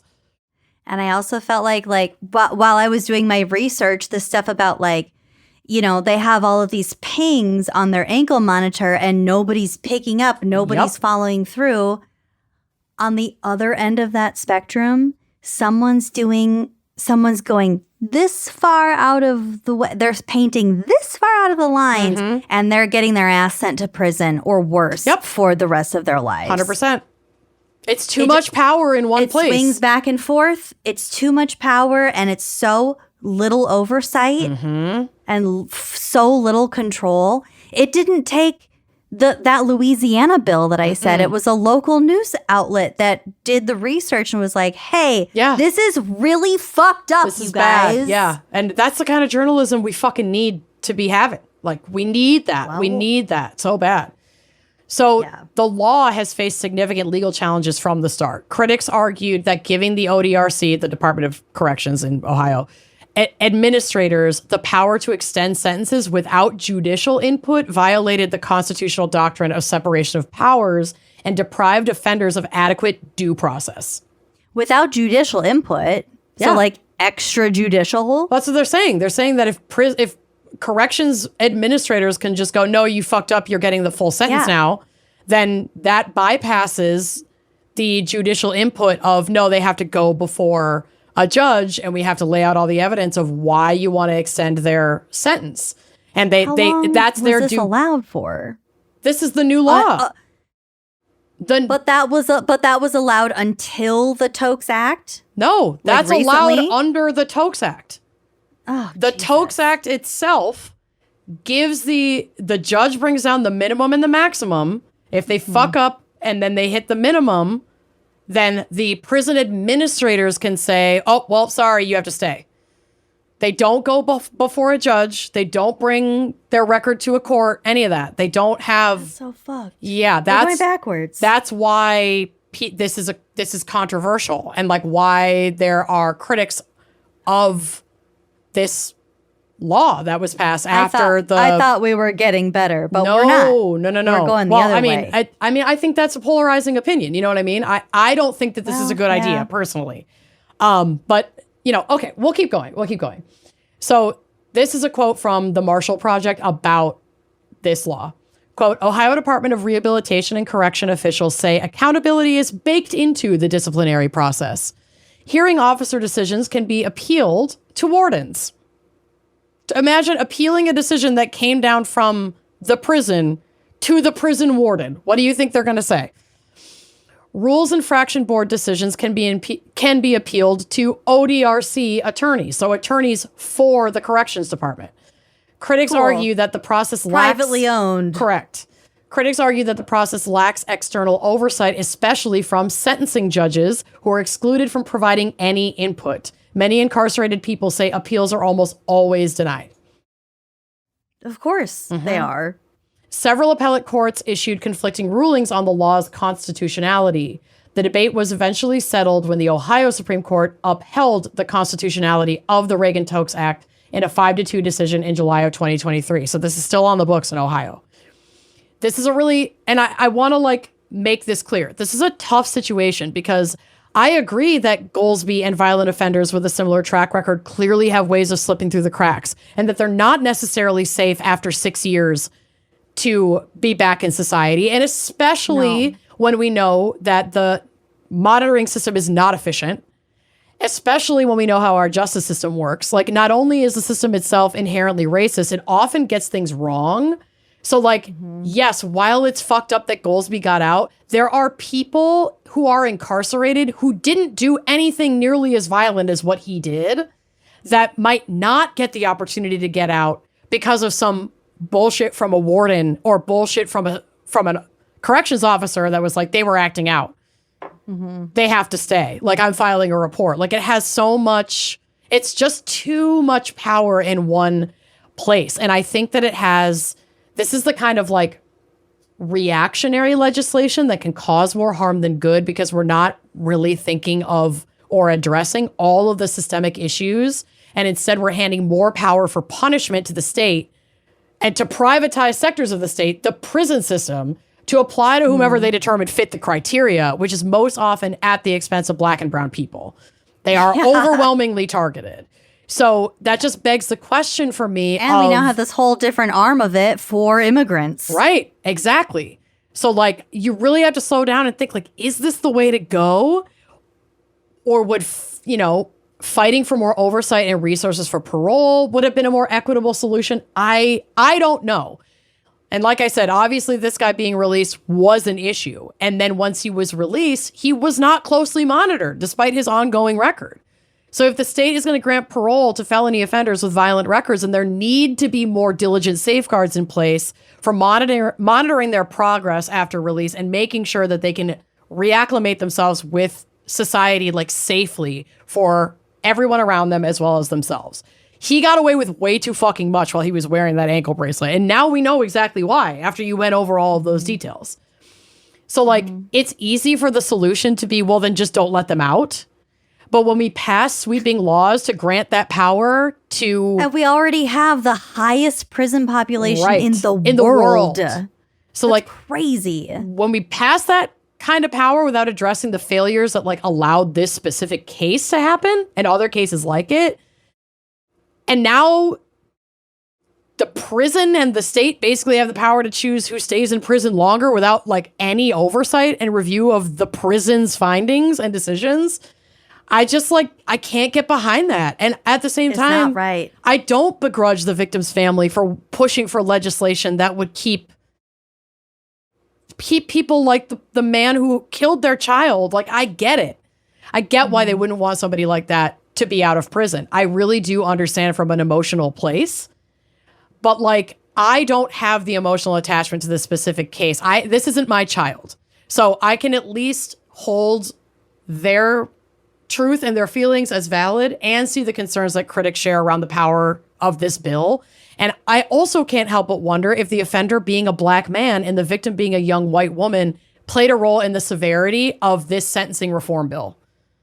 Because it just feels like something that can be so easily manipulated to target marginalized people that are already in the prison system. And that's always like part of something.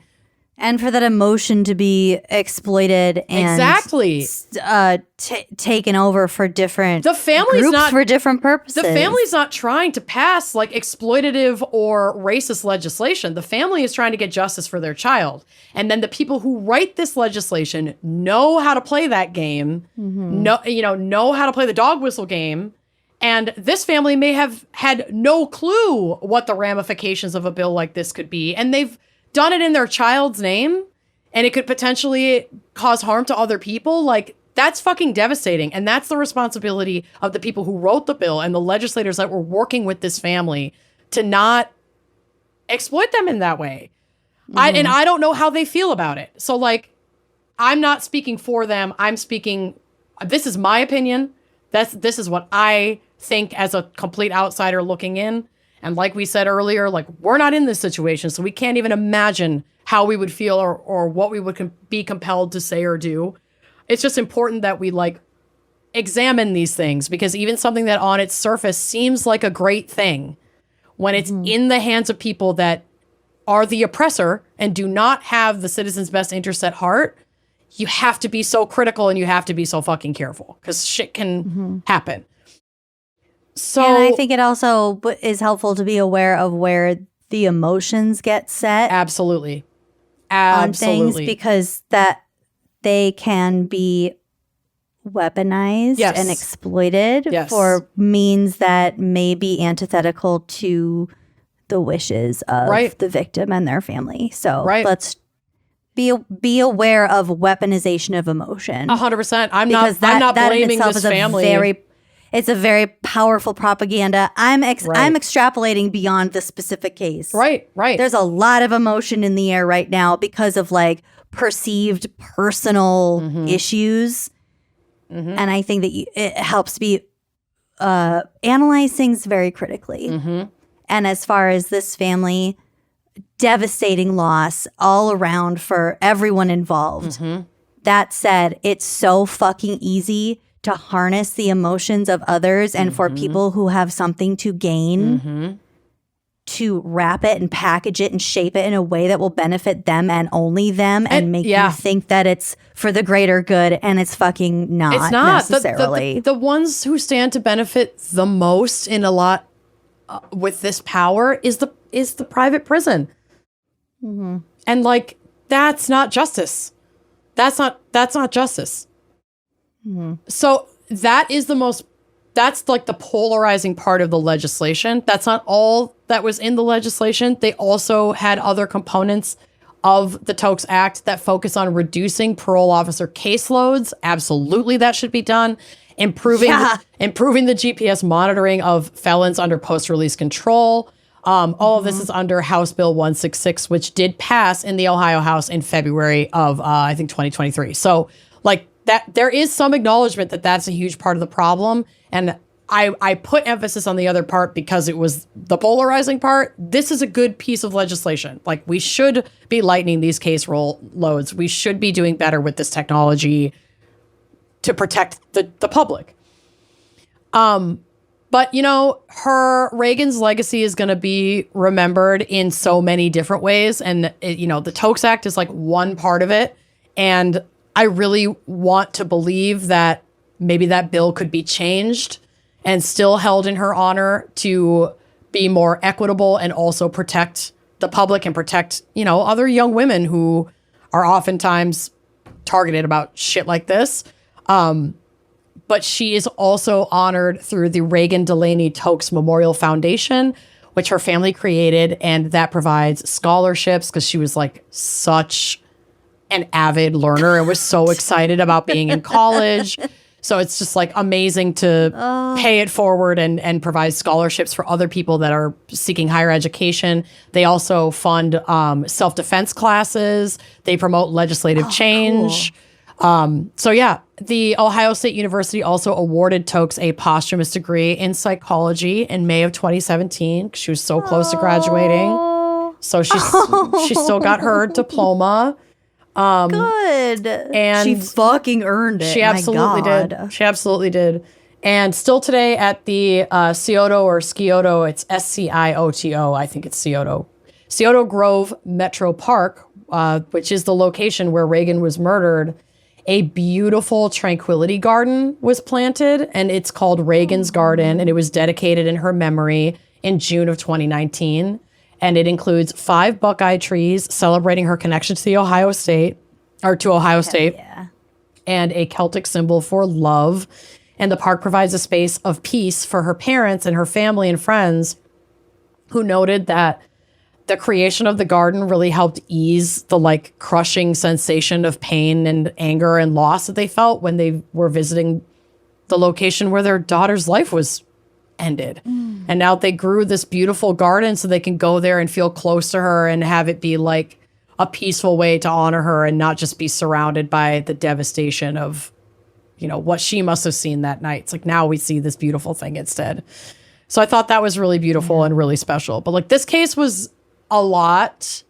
It asks a lot of big questions. It pushes us to think really critically, not just about the legal system, but also about, how people who are harmed can perpetuate harm down the road if there isn't the right intervention and there isn't the right support. It's just it's tough. This shit's tough. It would be so easy to just say, fuck this guy. He's a monster piece of shit. He deserves to rot in prison. And sure, I do not begrudge anybody that opinion. And yeah, there's a reason why he became the man that he became. And I want to believe that there are ways that we can prevent that, because otherwise everything is just too scary and devastating and tragic. I think it's always worth exploring, the complexities of not only how a person came to be this way, even if they did turn out to be a horrible piece of shit monster, murderer. That can be the conclusion that you come to. But it is worth a little bit of diligence. How did we get here? How they got there. And how can we keep it from happening again? In the same respect, examining these systems that we are obligated to follow every day, that we sort of take for granted, oh yeah, you just play by the rules, follow the law, blah, blah, blah. Right. And for most people, you might not ever have an experience with, for example, an ankle monitor. God willing, the criminal justice system, et cetera. That doesn't mean it's not worth examining, understanding, and identifying ways in which we can improve on that, because clearly we're not. What a mess. We're not fucking perfect. Yeah. But yeah, thank you so much to our fan picker. Good Lord, you really got a doozy of an episode this time, Marlena. My galley. You're welcome. My galley.